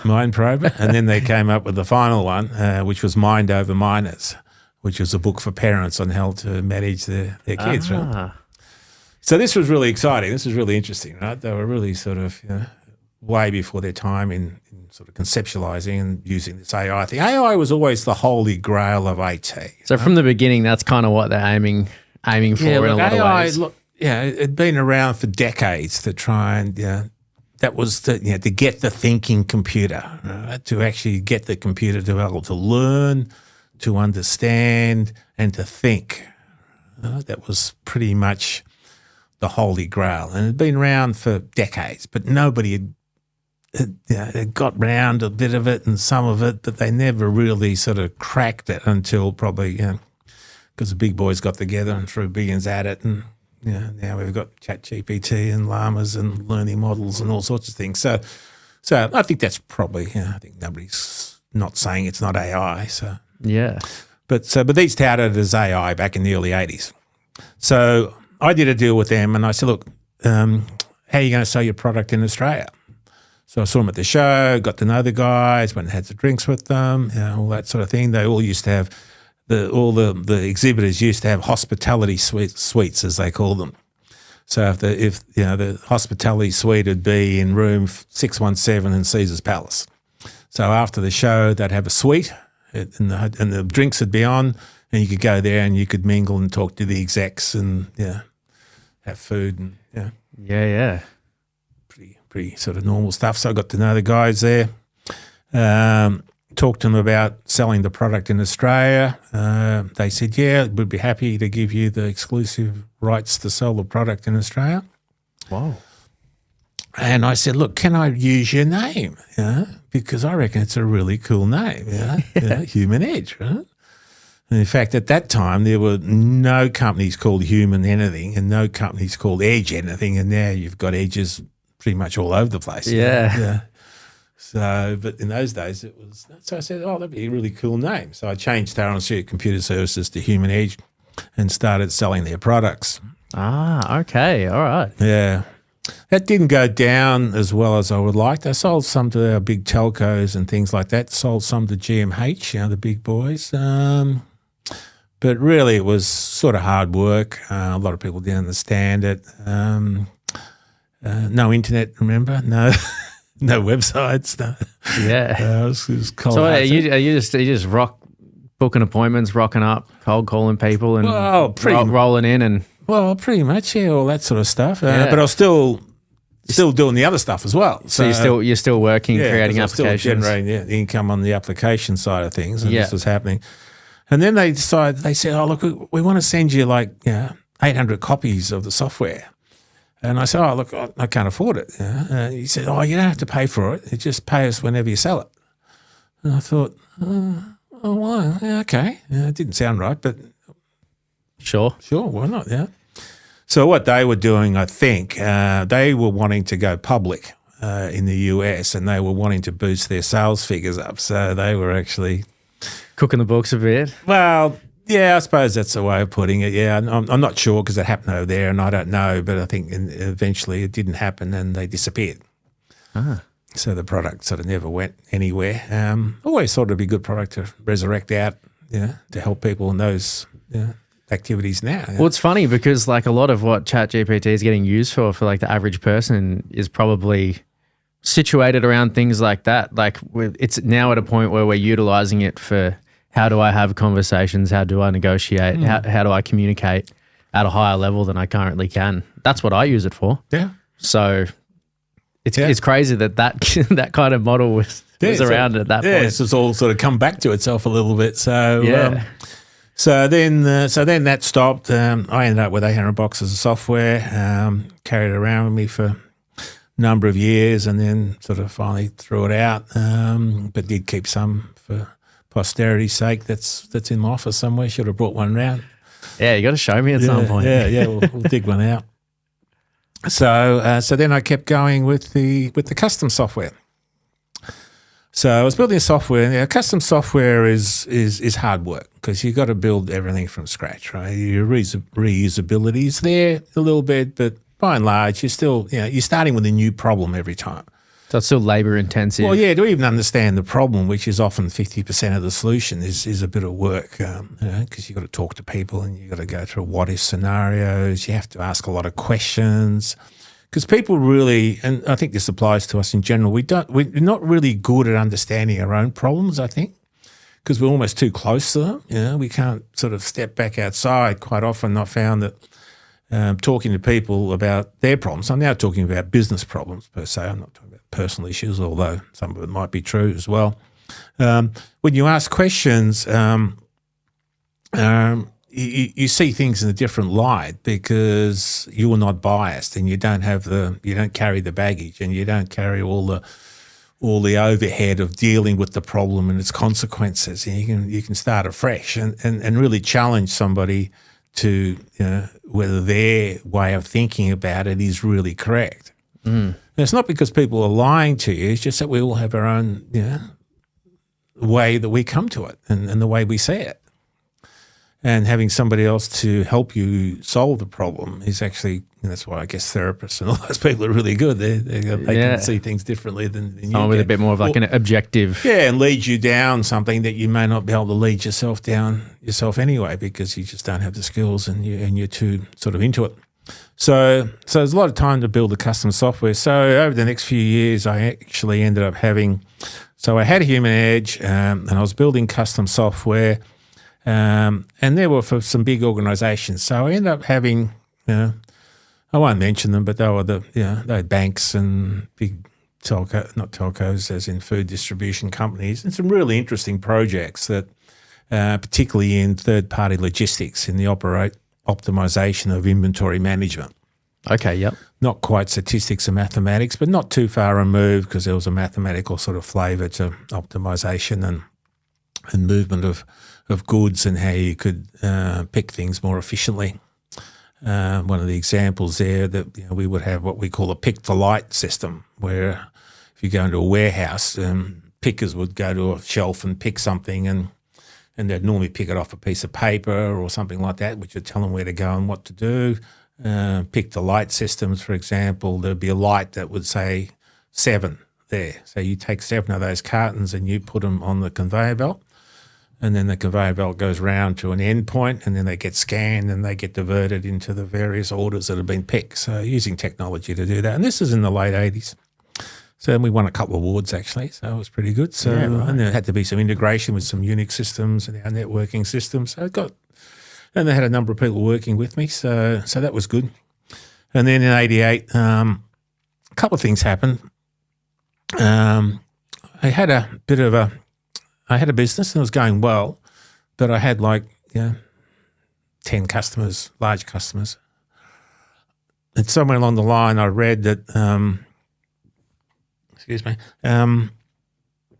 you really don't want any one customer to have more than 20% of your business because you're vulnerable. If something went wrong, they change their mind, new management comes in, wants to go in a different direction. And it made sense to me. Basically, you want to spread your risk across. So you're not too dependent on. Yeah. I know, and I know some customers, for example, even today, they have one customer. It's a number one retailer. Business is great, but if that number one retailer decides to no longer use your product or your service, you're done. you're done. Yeah. Right? So I had that sort of scenario in place. And the other thing is my first child was on its way. And I was working pretty long hours. It wouldn't be uncommon for me to work. Well, I think I worked every weekend, pretty much. So you're non-stop.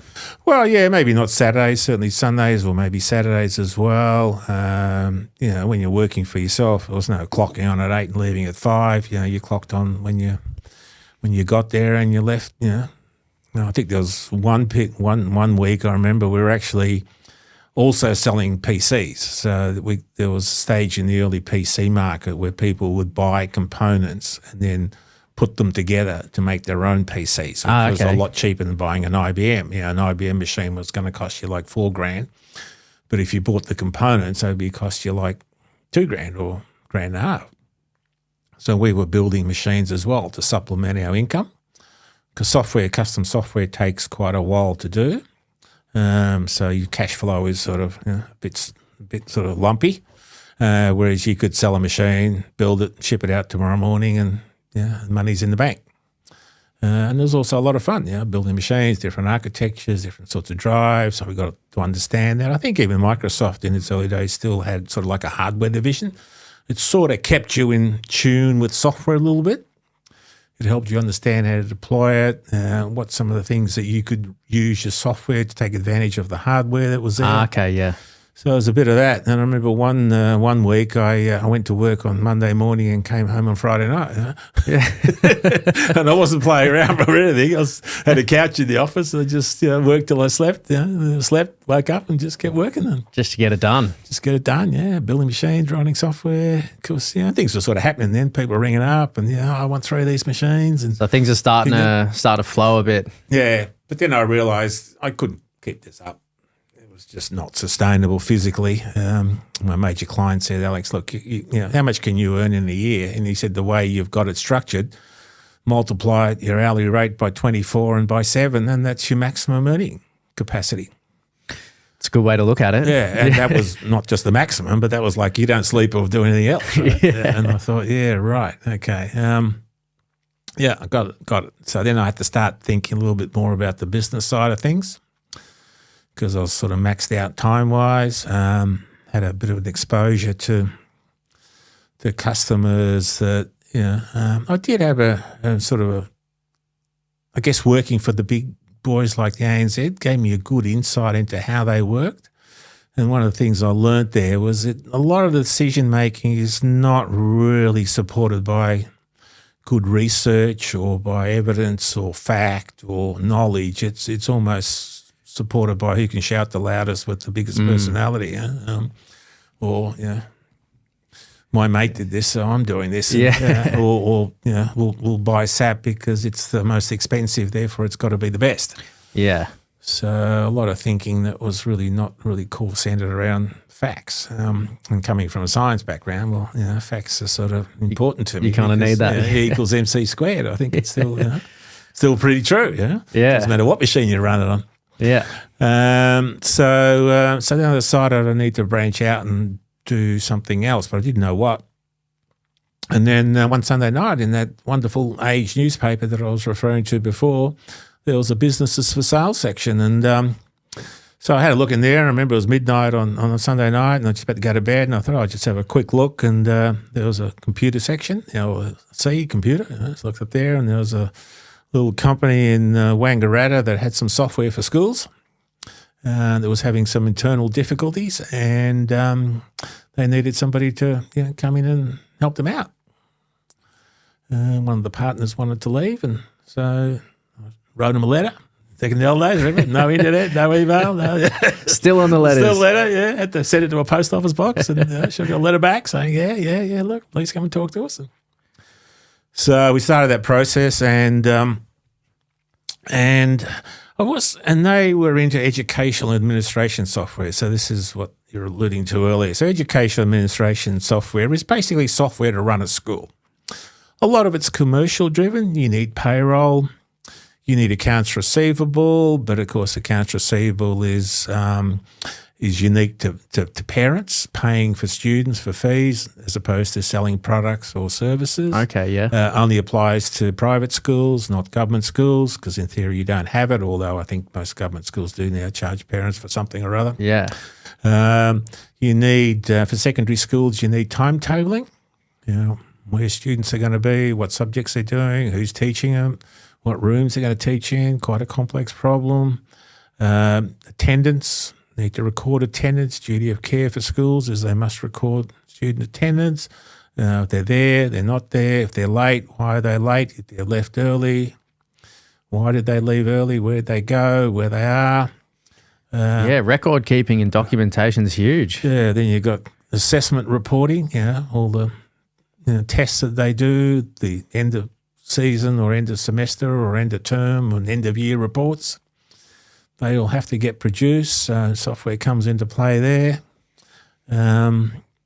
Inventory management, cafeterias, bus rosters. I mean, it's a pretty broad problem, right? Schools are big organisations. Generally, even small schools, turn over multi-millions of dollars because of the amount of staff they have. So it was. So they had some software in that area. One of the pioneers in that space, and then they had developed a program for timetabling. Timetabling was a complex problem, still is, but they had actually developed something and were ready to launch it. So my initial feeling was I really wasn't interested in schools per se. I mean, I'd been to them and I didn't really understand the problem that much, but it didn't seem all that exciting to me, I suppose. Yeah. But what did appeal to me was the fact that they had already developed a product for timetabling, which was a big problem for secondary schools, and they'd done a good job of it and hadn't yet released it. So there was some upside potentially.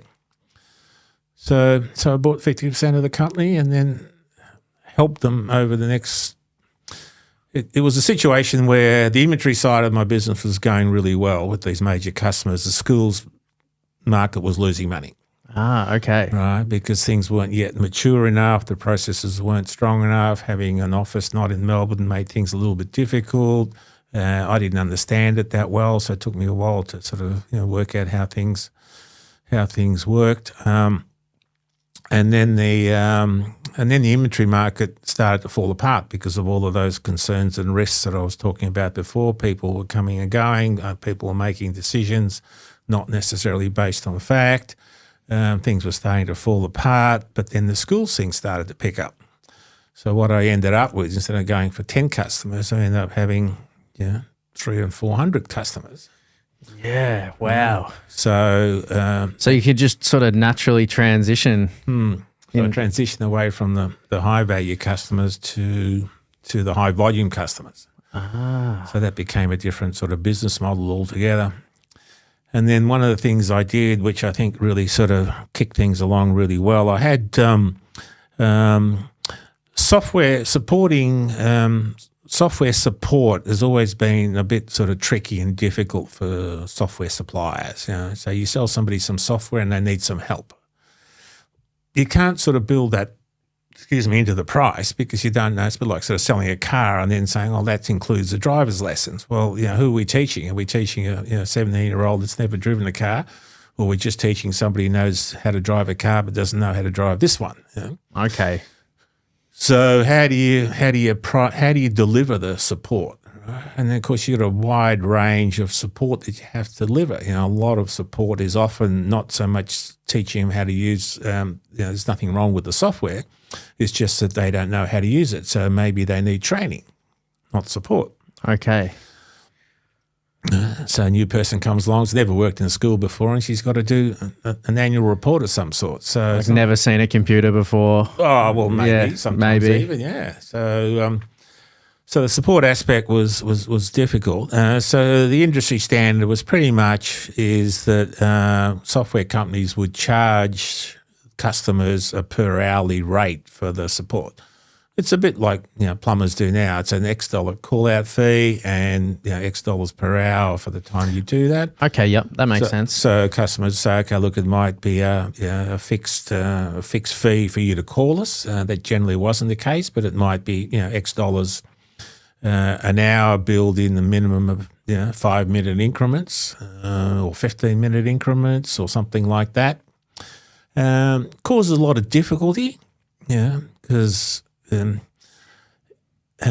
if you don't fix the problem, you still need to charge the customer for it because the time you spent. But customers don't quite see it that way. They say, well, why do I need to pay you money for thing that you haven't fixed? Fair enough. Yeah. Which was sort of fair enough, but then it depends on the problem, right? Yeah. If it wasn't our problem, then So it's difficult to define. It can be a grey area. it can be a very grey area. Often leads to some bad will and stuff like that.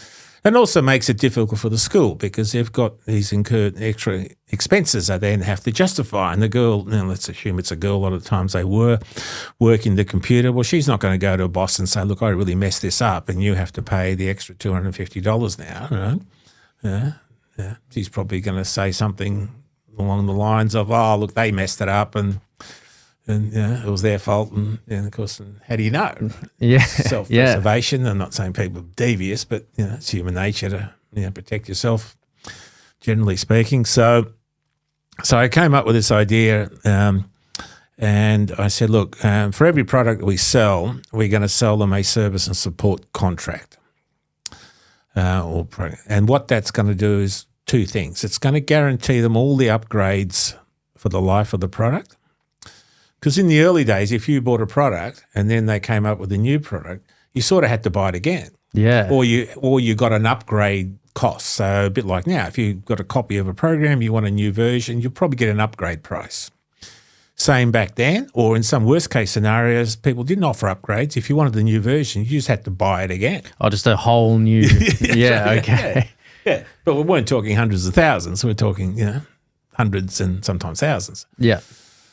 So I came up with this idea, said, okay, look, we'll give you an annual service and support contract, and you for that you will get all your upgrades free, so you don't have to worry about budgeting for the cost of any upgrades, and we'll deliver them to you. There's a lot more security up front for them. Well, yeah. Most people don't understand upgrades, but I said, look, software's going to get upgraded, even for no other reason than the government's going to change some legislation that's going to I remember having a discussion with a school principal one day, and he says, oh, why do I have to pay the upgrades? I already paid for the software. And I'm saying, yeah, that's right. You paid for the software, but it's a bit like buying, servicing a car. Right? You need to keep it serviced to keep it working. I said, there's going to be some legislative changes, that are not our doing, but we will have to adhere to them, and you will have to adhere to them. And if you don't and something goes wrong, you are going to be in big trouble, because if you go up and something happens to one of your kids and you're going to say, oh, well, we didn't upgrade our software. And the liability's on them. You are in deep shit, right? Yeah. So this program solves both problems. It makes sure that we can produce the upgrades for you to keep you updated, and there's no cost to you to have that upgrade, so you can stay up to date all the time. And the second component of the software support agreement is that you can call us as many times as you like for however long as you like with any questions that you like, and we will attempt to help you without any extra cost. So you can actually budget for that amount. Once you get in the budget, then it's in the budget, which means it's in the budget for us as well, and you don't have to concern yourself with all these unexpected costs and having to justify them. Okay. And where I drew that solution from was back in the days of Ansett Airlines. Remember Ansett Airlines? Yeah. So Ansett Airlines and Reg. So I used to do a bit of travel back in my early days with the bank and going to their Sydney office and things like that. And one of the things that always intrigued me was that they had this policy that you could drink as much as you wanted on that flight from Melbourne to Sydney. All right? And I could never really understand how the economics of that would work. Right? Like, how can they budget for it? Well, yeah. And then I think I was speaking to a mate of mine, and he was a bit smarter than me, and he says, well, look, you think about it. Okay, 30% of the flight might be women. They don't drink a lot. Right? So maybe there's not much happening there. There's some kids on the flight. Well, they don't drink anything. Right? Okay, then you're left with 70% of the men. Well, how many of them are dead set alcoholics that would just started go and drink, drink as much as they could for an hour. Handful, maybe a bit more, who knows, but not many. So in the end of the day, it's not really a big problem. You just got to manage the extremes a little bit, right? So, and of course, the extremes were if you're intoxicated, well, the alcohol service stopped for you. You get cut off. Yeah. So that was the problem. So I said the same thing about the service and support for the customers. Look, there's going to be some customers that are going to overuse it, but there's going to be some customers that never use it. Yeah. So that makes so much sense. So you have the benefit of this kind of brand new image, the recurring income. Yeah. And of course, as you know, now everything's a subscription model. So this was a novel idea in this space? Well, no one had done that because they were all concerned about, how can you do that? Because how do you keep track of the cost of it all? And I said, well, the cost of it's fixed. It's all the people that are in the support area. And okay, if somebody rings up 10 times every day, the story would be along the lines, well, look, maybe you need training and we can provide training for you, but there's a cost to it and nobody in the school is going to argue they have to pay for training. Of course. That makes so much sense. So then you find yourself in a position where it actually starts to pay off in a far better way and you're giving them a lot more security in a sense, in the way that they actually feel. And once they get it in the budget, it's in the budget next year. They don't have to fight for it. We don't have to fight for it. So once you get it through that first budget process, so they've got security, we've got security. So we've got the revenue coming in, knowing that, and we applied it across all products. Whoa.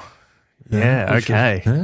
I remember my partner at the time, I wanted to apply it to the timetabling product. And he says, no, it's never going to work. He says, you never get timetablers to pay it. And I think the first annual fee was $145 a year. He says, no, they're not going to pay for it. And I said, well, look, I hear you. I don't agree with you, but I'm going to give it a try. If you're right, well, probably won't lose any. No one's going to sort of throw the product away because we try to get an extra $145 for upgrades and support, but it made a lot of sense to them. And invariably they all came aboard. Wow. In the end, in their thousands. So then you managed to start delivering this product to schools, all over the country. They ended up being multiple products. Ended up like a suite of whole products, right? Because it's like a full service catalog. Yeah, it had, I don't know how many modules, 10, 15 modules, if you want to call them that. It depended on the schools. Government schools, for example, you didn't have to do the payroll because all they were paid centrally. Timetabling didn't apply to primary schools. So we had a lot of primary schools because if you look at the market numbers, there's probably 3 times as many primary schools as there are secondary schools. So the numbers actually work better in the primary market, even though they paid less, but there's 3 times as many more of them. Okay. And they were probably less demanding because their solutions are simpler. The kids are in the same classroom pretty much throughout the whole day with the same teacher. So were there other people in this market? There were. Yeah. So it wasn't just you in this whole industry by yourself. No. So what happened? We made a number of acquisitions. We actually bought out a number of our competitors because they had programs that were older, maybe not as rich as ours. Because obviously, as we were growing, we were putting a lot of back into the R&D side of things. And we probably bought out, I don't know, maybe 6, 8 of our competitors. Whoa. And then transition across to our program, which we thought was the better program. So rather than try and keep 2 or 3 or 4 different programs in play, we would then write the conversion routines to make the transition as seamless as we could and transition across to our program. Yeah. Whoa. So I just kept rolling the... It's crazy how the dots connect like that, isn't it? Like all of these kind of little, not little, but like these individual skills that you kind of pick up along the way that build into giving you the capacity to be able to create something like that. Yeah. that's right. There's a bit of a Yeah. whether the dots are random, we've just connected them for convenience, but which is probably a bit of the case because there was certainly no grand plan there. But Yeah. I think anyway, it's really not many people have got grand plans. They just stumbling forwards. It looks like it, yeah, in hindsight or hearing a story, it looks like it was all meant to happen like that to a degree. Well, I think that's the benefit of reflection. You can sort of make more sense of it a little bit. You can join the dots when there was no dots to join because you can see how you jumped from that bridge across to another bridge, even though at the time you probably didn't even know it was a bridge. It was just another day in the office or another circumstance or another situation or another opportunity. But, so we ended up growing it. So 2014 it was sold. I think I had like 80 people there. So it built into a pretty big company. Well, not as big as I liked, I guess, because I wouldn't have, I don't think I've used the word. I used it once tonight, but entrepreneur is not a word that I'm not an entrepreneur. Right? I don't know really sure what that means to a certain extent. I probably have a guess, but I was interested in solving problems. That's pretty much it. Yeah. And I think there is a saying that says, become a master servant and ye shall reap massive rewards. It's a bit like that. I was interested in solving problems. Yeah. And I just happened to find a lot of problems. And the interesting thing with problems is if you solve a problem for somebody, they invariably come back with another one.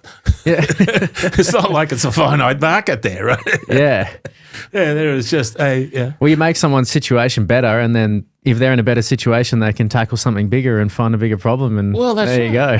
Or then they'll go and tell their mates, right? They'll go and tell somebody else, say, oh, I got this problem. Oh, yeah, Alex fixed that problem for me. He knows how to do that. Give him a call. Yeah. And then that whole sort of, round robin effect of referrals and things just sort of swings into place. And because the education market was probably like all markets, I guess, very closely knit, they'd have conferences and they'd talk to each other and then they'd group together in different associations, whether they be Catholic diocese or Christian diocese or state-based. They're all sort of got their groups and think tanks and conventions. It makes sense. Like they just want their schools to run well. Well, and if they can get some like a product and a service that's going to allow that. Well, I think everyone's got problems and they'd like to get rid of them. And some of the problems are foisted upon them by government requirements. Yeah. Obviously, volume. You got to remember that one thing we never did was got involved in the learning aspect of schools. We always stayed away from that. We said, look, that's your domain. We don't know anything about learning and how you teach your kids and what you teach and why you teach them and all that sort of thing. But all the other stuff around it, we will help you. So you didn't want to become an education mogul, take over the mines? No, I think if you look at all the reporting that's coming out of education standards in Australia, I don't think there's too many goals being kicked. Yeah. It's pretty crazy. So you managed to build up to 80 employees. You're servicing thousands of schools everywhere. Going from someone who was initially working solo, fixing your own problems for people, did you enjoy the life of being a business owner? Like, did you like filling that role? Because that's a pretty big difference from running a company that big to what you were doing initially, right? Look, I think that was part of my downfall in that area. I think I had a high capacity for work, for effort, for thinking, for understanding problems. I didn't have I didn't have really any capacity largely. I think in part being an only child and not having any family, my communication skills were not well-rounded, I suppose, to put it at the minimum. I liked people, but I didn't really like working with them that much to deal with, at the end of the day, I spent all my time really effectively on HR issues, dealing with personal problems, people wanting to work from home before COVID even introduced that concept. It almost felt like it was my job was to keep everybody happy, as opposed to their job was to get the job done and keep the customers happy. You know? Yeah. So there's always some sort of thing happening, and that I really didn't enjoy because that's not what I was good at doing. It's not what I really wanted to do, and therefore I felt I was letting everybody down because I was doing something that I couldn't do. And I don't think I actually realised that I couldn't do it. I think, like all of us, we just cope and do the best we can. Fortunately, I had some really good people, which was great. They took a lot of the burden. Very reliable, loyal, dedicated, capable, worked hard, and that sort of smoothed it over that we could continue to function. Yeah. But when it came to sort of, I probably could have grown it a lot better and a lot quicker and a lot bigger if I'd focused on that and had the skills to do it or acquired the skills to do it. But I didn't really want to do that. I just wanted to solve problems. Fair enough. It's sort of pretty simple. And it's funny, right? Because it's like we obviously needed all the skills that you had to be able to get there. Otherwise, you wouldn't even get there in the first place. Well, that's right. Obviously, some of the skills I did help me, Yeah. But in the end, it was there. And then, it's interesting when you look at the dots back in the early 2000s. I had a German Shepherd, and he had a severe accident on the beach. He actually ruptured his spine. So by the time I got him to hospital, he couldn't walk. Had to operate. Doctor said he had a 50% chance of living, if that. Worst fracture in the spine you'd ever seen of a dog. So he was in the water and I threw the ball and his feet had sunk into the sand. Yeah, and when you stand in sand, your feet sink in. Yeah. And I was playing with him and I was holding the ball and not throwing it straight away, not realising what I was doing. His feet were sinking into the sand. I threw the ball. He twisted, but his feet didn't move. And he fractured his spine. Oh. Or he broke his spine, actually, yeah. Shit. So, one of those sort of really, it was tragic at the time. So got him to the hospital. Actually, I took him home. Had to go to work. This was on a Saturday morning. I took him home, left him at home, came back. And by the time I got home, he couldn't walk. He just couldn't walk. He was like paraplegic. Far out. So then I started ringing up the hospital and they said, he's probably got this, this and this. I said, no, he hasn't got any of that. This happened as an accident, right? And I was there, I saw it. So he hasn't got some degenerative disease that you're talking about. And I know. So they said, okay, bring him in. So I brought him in and they went through all the stuff and they said, look, leave him here. We'll give you a call in a couple of hours, which they did. The girl surgeon says, yeah, you're right. He hasn't got this and this, but he has got this severe rupture in his spine, which means he can't walk. He said, look, it's the worst one we've seen. Do you want to put the dog down? I said, well, what's his chance of survival? He says, getting back. He said, less than 20%. I said, look, if he's got less than 2%, we're going to give him a crack at it. So I want you to operate. So I said, okay, so operate. That took, I think, 4 or 5 hours. She rang me after he finished. She said, yeah, look, went really well, but we can't really tell you anything. We can't, we don't know what's happened to the nerves and all that sort of stuff. So and before he operated, he said, look, if we do operate, you realise that you're going to have to give him 24/7 care. Are you in a position to do that? I said, look, I'll speak to the boss and see what he says. I said, the boss okayed it, so we're all good. So, so I could actually sort of work from home. Home's not far from the office, so that was okay. Of course, this is in the early 20s, and then we had internet, and then we had websites, and we had remote connectivity and all sorts of things, and I had a good system in place with the people that were there, so I was happy to work from home on the basis that I sort of figured I'd at least be in the office at some point in time, really. But, we sort of knew what we were doing by and large. So I rang him on Monday and said, look, I'm just not going to be in the office for a while. I've got a dog that's a paraplegic and I don't know what that means. But it's really tough work because you can't go out to the bathroom at night. So of course, picking up a 30-kilo dog and take him out to the bathroom. Yeah. Every time you think he wants to go, whether he wants to go or not, is a bit challenging. So the whole thing was really, really hard work. But so I had to massage his legs every 2 to 4 hours, so they wouldn't atrophize the muscles. So you had to go up there and All right. wake up and do all of that and do that all the time. And then sort of, I got a wheelchair for him, little doggy wheelchairs. I don't know if you've seen one of those, but it's like a harness, a bit like a horse racing harness. So that came a little bit later. So then I started doing some research on what I could do and came across really the water walker. So it's like a big bathtub with a treadmill inside it. I don't know if you've seen one. Yeah, I have actually. I know what you're talking about. Yeah. Yeah, and I got him into doing that because the walker thing, roller thing moves and he's in water, so there's no pressure on the legs. Yeah. And slowly I could see movement in his legs after about 3 or 4 weeks, just a little bit of a movement and stuff. So I'd go back to the vet and I was like, oh, look at that, we're going. He said, look, don't want to get your hopes down, but look, that's as best as it might get. Don't assume because you've seen some progress, the progress will continue. It just might be the best you're ever going to get. Said, yeah, I understand what you're saying. So, all right, so we keep going. So we kept going and weeks went by and months went by and we're in the water walker and then his legs are starting to move and then we're out on the wheelchair and you can see his legs trying to walk, but there's no pressure on his legs because his legs weren't high enough. Yeah. Cut a long story short, 8 months later, I was walking around the block with him. Really? Wow. That's wild. Well, that's a good outcome.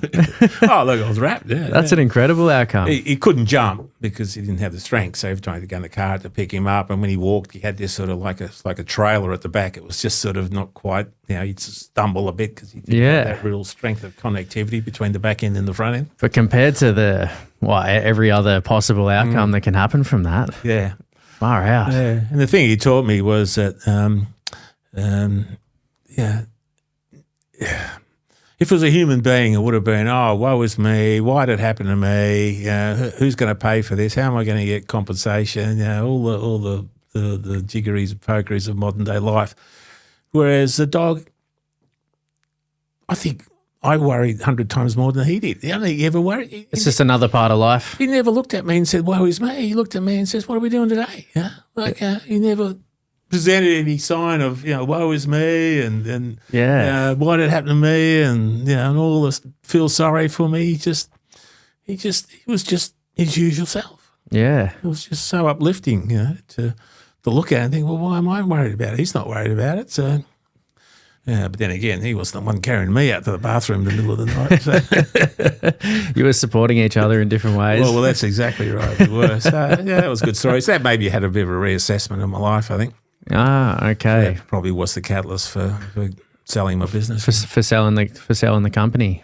Well, because I spent so much time out of the business because of him. You could disconnect a little bit. Well, I never would have. I've never done that for 30 years. I think every holiday I went on, I would bring my work with me. Yeah. There's no such thing as going on a holiday without the work coming with me. Yeah. Now, how much of the work I did, probably not as much as I should have, but I can guarantee I probably did something pretty much every day. Yeah. Whereas this really disconnected me from the office and broke that sort of habit of 30 years that I'd sort of developed. Do you think it was good to get out at that time? Oh, yeah. No regrets at all, yeah. Yeah. I think that really saved me. Yeah, I think I'd become institutionalised. Yeah. So I knew he was going to be a great dog, but I never realised how much importance he would have played in my life. He actually helped me get out of that. That's pretty cool. And move on, yeah. Like I couldn't have probably kept going. I was enjoying it less and less, and I was probably being less effective. And yeah, probably had a few other things I wanted to do. So, and in that time, I was, at least I was going out and doing my bike riding. So yeah, of course. It's pretty. I didn't know that's how. Well, that was one of the catalysts for how you ended up getting rid of the company. Did it feel good to sell it? Did it feel good to exit? Because that's a pretty big. Not many people get to experience selling a big company like that. Oh, it's not that big in the scheme of things, but yeah, it was all mine. So to the average person. Yeah, look, there's a bit of work in selling it. It's not that straightforward. There's a lot of due diligence, a lot of questions that people are asking. I've heard it can be a stressful nervousness for them. Look, I didn't have anything to hide, so I was pretty sort of lucky. The figures were there. We were producing. I wrote the accounting system for the company in my spare time, so so I knew the figures back to front. We weren't doing anything that we shouldn't be doing. We were paying our taxes and all the things that we were supposed to do. We had good reports because we were picking them up every day, and so all the information they wanted, I could give them. The funniest thing that they had, the people that acquired the company had a lot of trouble coming to grips with.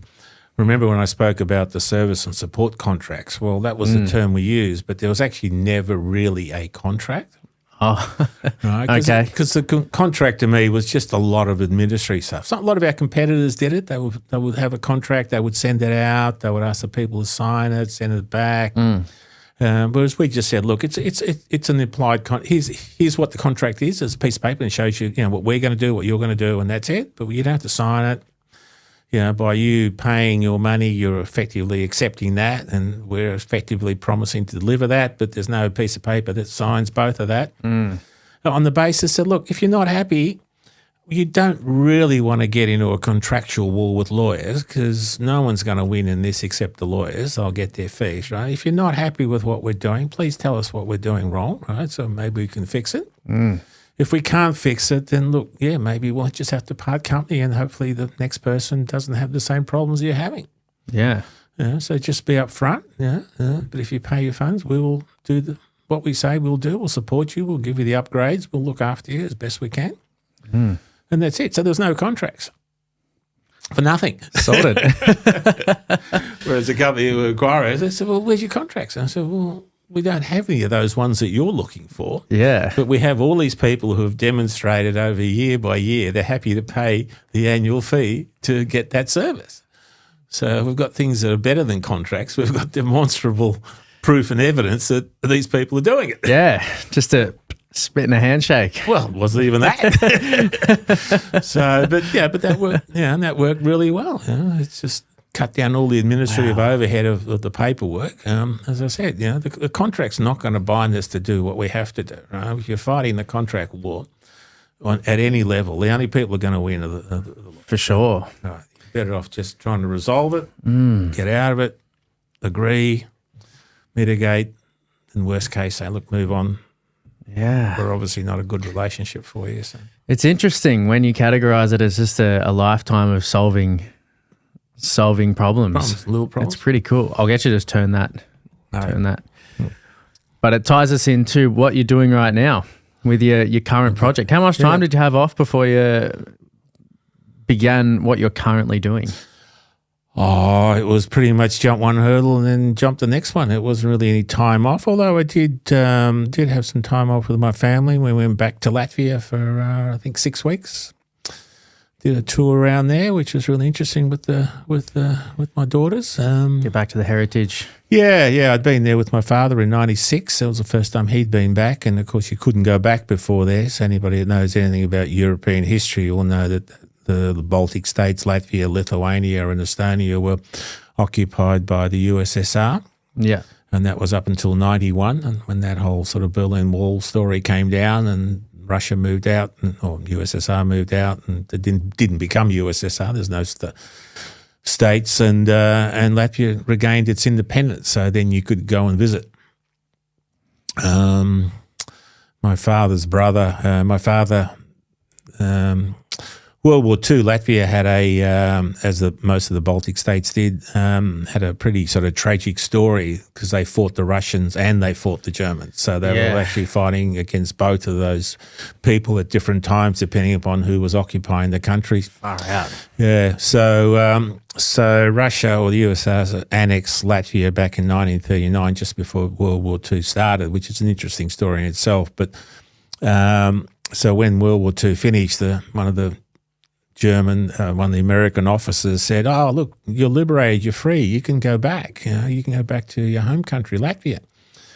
And he says, "What do you mean go back to the country? The Allies gave the occupied states back to Russia." after the war, because Russia was actually one of the allies that helped defeat Germany, right? So when they carved it up, the Russians said, oh, look, we were in Latvia before World War II started, so we want Latvia back. And the Allies said, okay. Subsequent to that, they realised this was a very big mistake because they actually weren't the sole occupiers. They were they were invaders. So my dad says, well, I can't go back. You're sending us back to, if you're sending us back, we had wished the Germans had won the war. Yeah. Because they treated us a lot better than what the Russians had. So we can see what the Russians are doing now, but that's another story. But no surprise. That's a bit politically controversial, isn't it? But I think too many people disagree with me on this side of the world. Like I said, there's no rules in this studio. So yeah, so my father's brother did go back to Latvia because his wife was there. So he had to go back. Immediately got shunted off to a gulag in Russia to work in the mines there. He was released in 1956.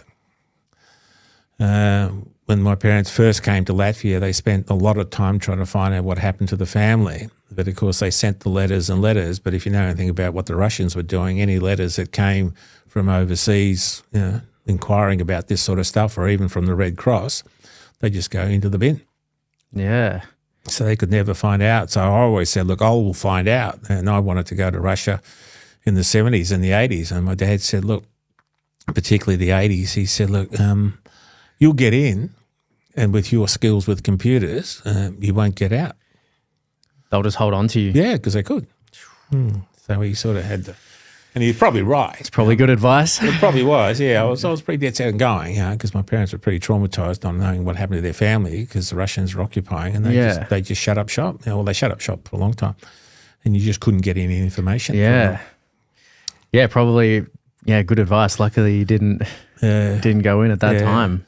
So moving, so once sold the company, just sort of jumped into the next role. I never felt, my parents always worked hard their whole lives and had a great work ethic, and I think that sort of stuff sort of rubs off on you. It's not something that you sort of voluntarily can sort of, I think, even acquire. If you haven't had a good work ethic, it's probably hard to get one. Yeah. Unless circumstances really force you there. And I think if you've always had that work ethic, and I've heard this from a lot of people, I think tradespeople and all sorts of things that have worked hard their lives and just continue to want to do so to the best of their abilities, because that's all they, that's all, I wouldn't say it's all they know, but it's just something that they're comfortably doing. They don't see work as a four-letter word. They see it as a privilege and an honour to be able to serve and help and do something and create and build and make something. Yeah, why not? Why not keep doing it? Well, that's right. I mean, if it's what you enjoy doing. Yeah.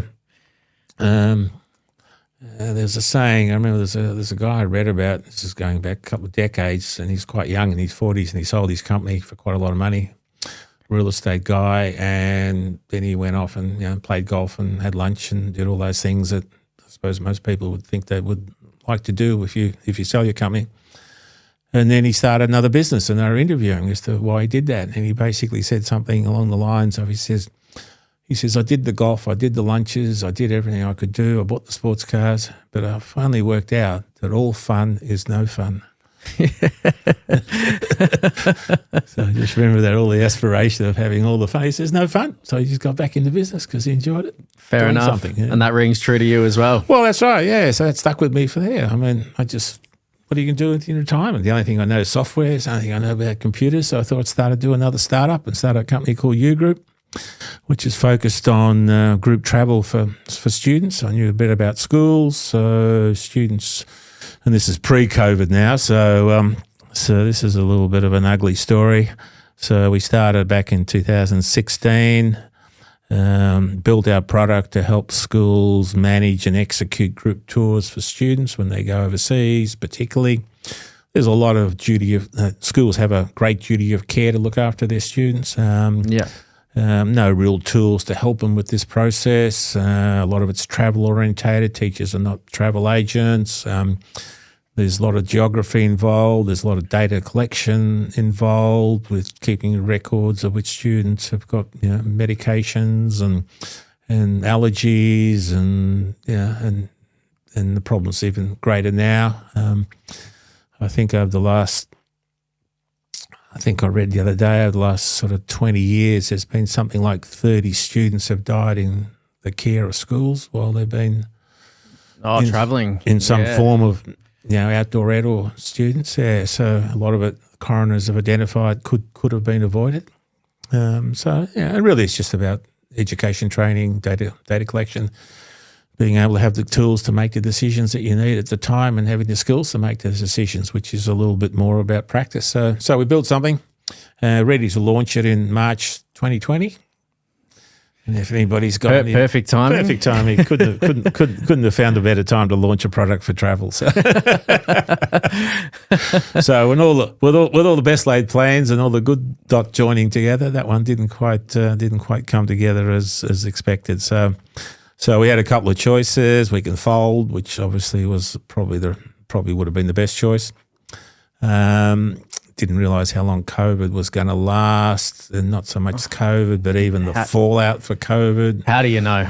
Well, that's right. How could have you known? I knew it wasn't going to be good, but I didn't think it was going to be this bad. So we kept building. So we've got a really sort of good application now. That's technology's moved on. We've moved on with it. Travel is resuming, but it's still a bit pretty sort of difficult. A lot of schools haven't resumed their travel because it's sort of too hard. Too expensive in some ways. They didn't have the processes there to manage it before, and they're probably avoiding it doing now. It's not really a mandatory requirement of education, although I think it's a fantastic educational opportunity for students. Of course. I think it's still coming back online, isn't it? Too? It is, yeah. I think so. Yeah, I think it's coming back online. It's difficult to tell because there's no sort of way of finding it unless you want to ring up every school in Australia and ask them what they're doing. But so we've got something we're ready to release, I think, re-release again. We've put some really interesting stuff into it with integration of maps and use some AI to do conversion. So if you've got a booking, you can actually use the AI to convert your booking directly into the itinerary. Saves a bit of time. Having a central place for record keeping, I think, is just super handy. I use it for my little bits and pieces of travel, not that I've done much lately since COVID, but just having interstate trips and having all of your records in the one place that you can access. Well, I'm getting the privilege of using it. Yes, in a couple of weeks. I'm going to get to use it throughout Nepal, which has already served me well in doing a few tasks already. Like my organizational skills are shit, to say the least. Right. So having something like this to be able to organize everything so we can just enjoy ourselves is awesome. So thanks for letting us use it. No, good to hear that. Yeah, I think, just having, I know it sounds pretty almost too simple just to have a place where you can put everything that you can access anytime you want that's organized in the logical flow of your travel, because there is just so much information that you need, but I think even more importantly, it's information that you might need. It's like your insurance policy. If nothing happens, you don't need it. But if you want to find out what your insurance policy number is, who you got to ring, what the PDS looks like, what your responsibilities are before you even make a claim, right? To notify people and who you contact, and you really want to be carrying a 20-page document around sort of with you and your.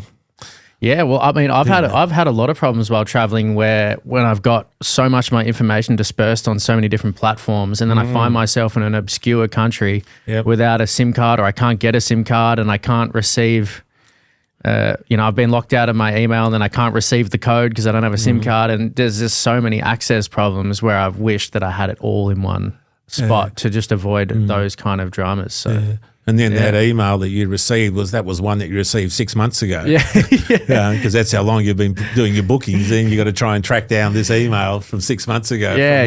From whichever your email accounts, if you've got more than one, which is not that unusual, to try and find it. And then you got to find the attachment, and then you got to find the fact that that they made changes to that booking after you've made the booking.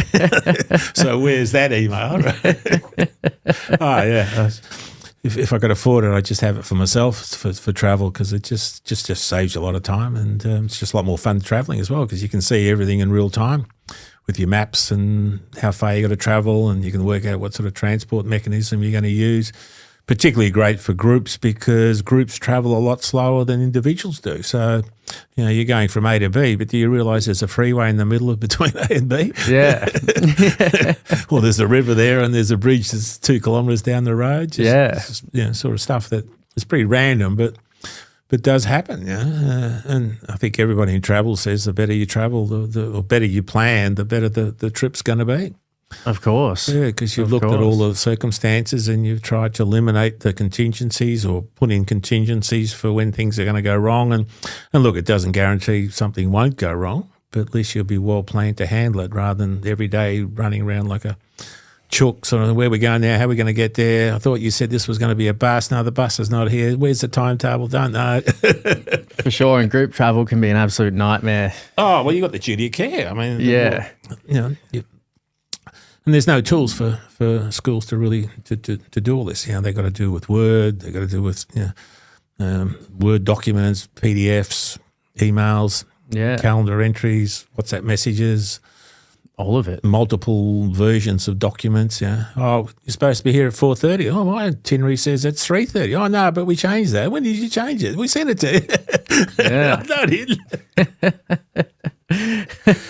So anyway, maybe it'll help. I wish you the best for it. Thank you.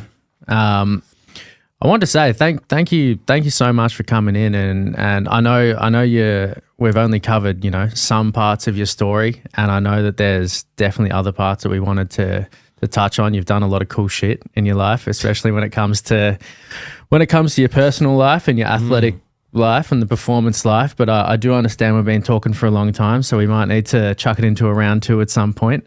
But thank you so much for coming in and having this conversation. I really do get a lot out of hearing like stories like yours. Like, I'm really interested in just that whole connecting the dots sort of theme, because it's all through my life I'm constantly thinking like, man, I hope these dots connect sometimes, like you're in it and you're looking at it and you're like, I hope that I can look back and see some meaning and find some meaning in some things, because I haven't been always able to find that, and I think a lot of people can't always find that. So it's good to hear how it happens, and it's not always just a grand plan, and it's just you trying to make the right moves essentially, and it works out in the end. Yeah, I understand what you're saying. Thanks, Dylan. Yeah, look, it's been a real pleasure to have a chat to you about your life. It's something that not sure that many people have the opportunity to do and to reflect on life. So yeah, it's hard to condense 73 years into probably a bit more than 73 minutes by now. But connecting the dots is a little bit interesting when you look back. But I think some of the stories that I've had there is, I think, doing things that you love doing is a big help. But the problem is that some of the things you love doing don't actually provide you enough resources to keep doing the things you love doing, because there's rents and bills and all sorts of things to pay. So how do you balance those out? But I think consistency, showing up every day, working hard, I think that's not a popular thing. You don't hear anybody talking about that nowadays. It's more the other way around. How can you work less and get paid more? It seems to be the mantra for most people. And I don't really think that's a recipe for long-term success. It might get you a little bit of a bonus here and there, but I think, putting back the dots, but I think everyone's life's unique, and it's always interesting. And the fact that you've taken the time to search into someone else's life and hear about it, it's been a real pleasure to be able to do that. And hopefully some of the stories are interesting and hopefully can resonate for someone else. Well, thank you. I appreciate it. Well, I guess we'll wrap it up there. I appreciate it, Alex. Thanks, Phil. So do I. Thank you so much. And for everybody else, if you've stayed to this point of the conversation, thank you so much. And peace out.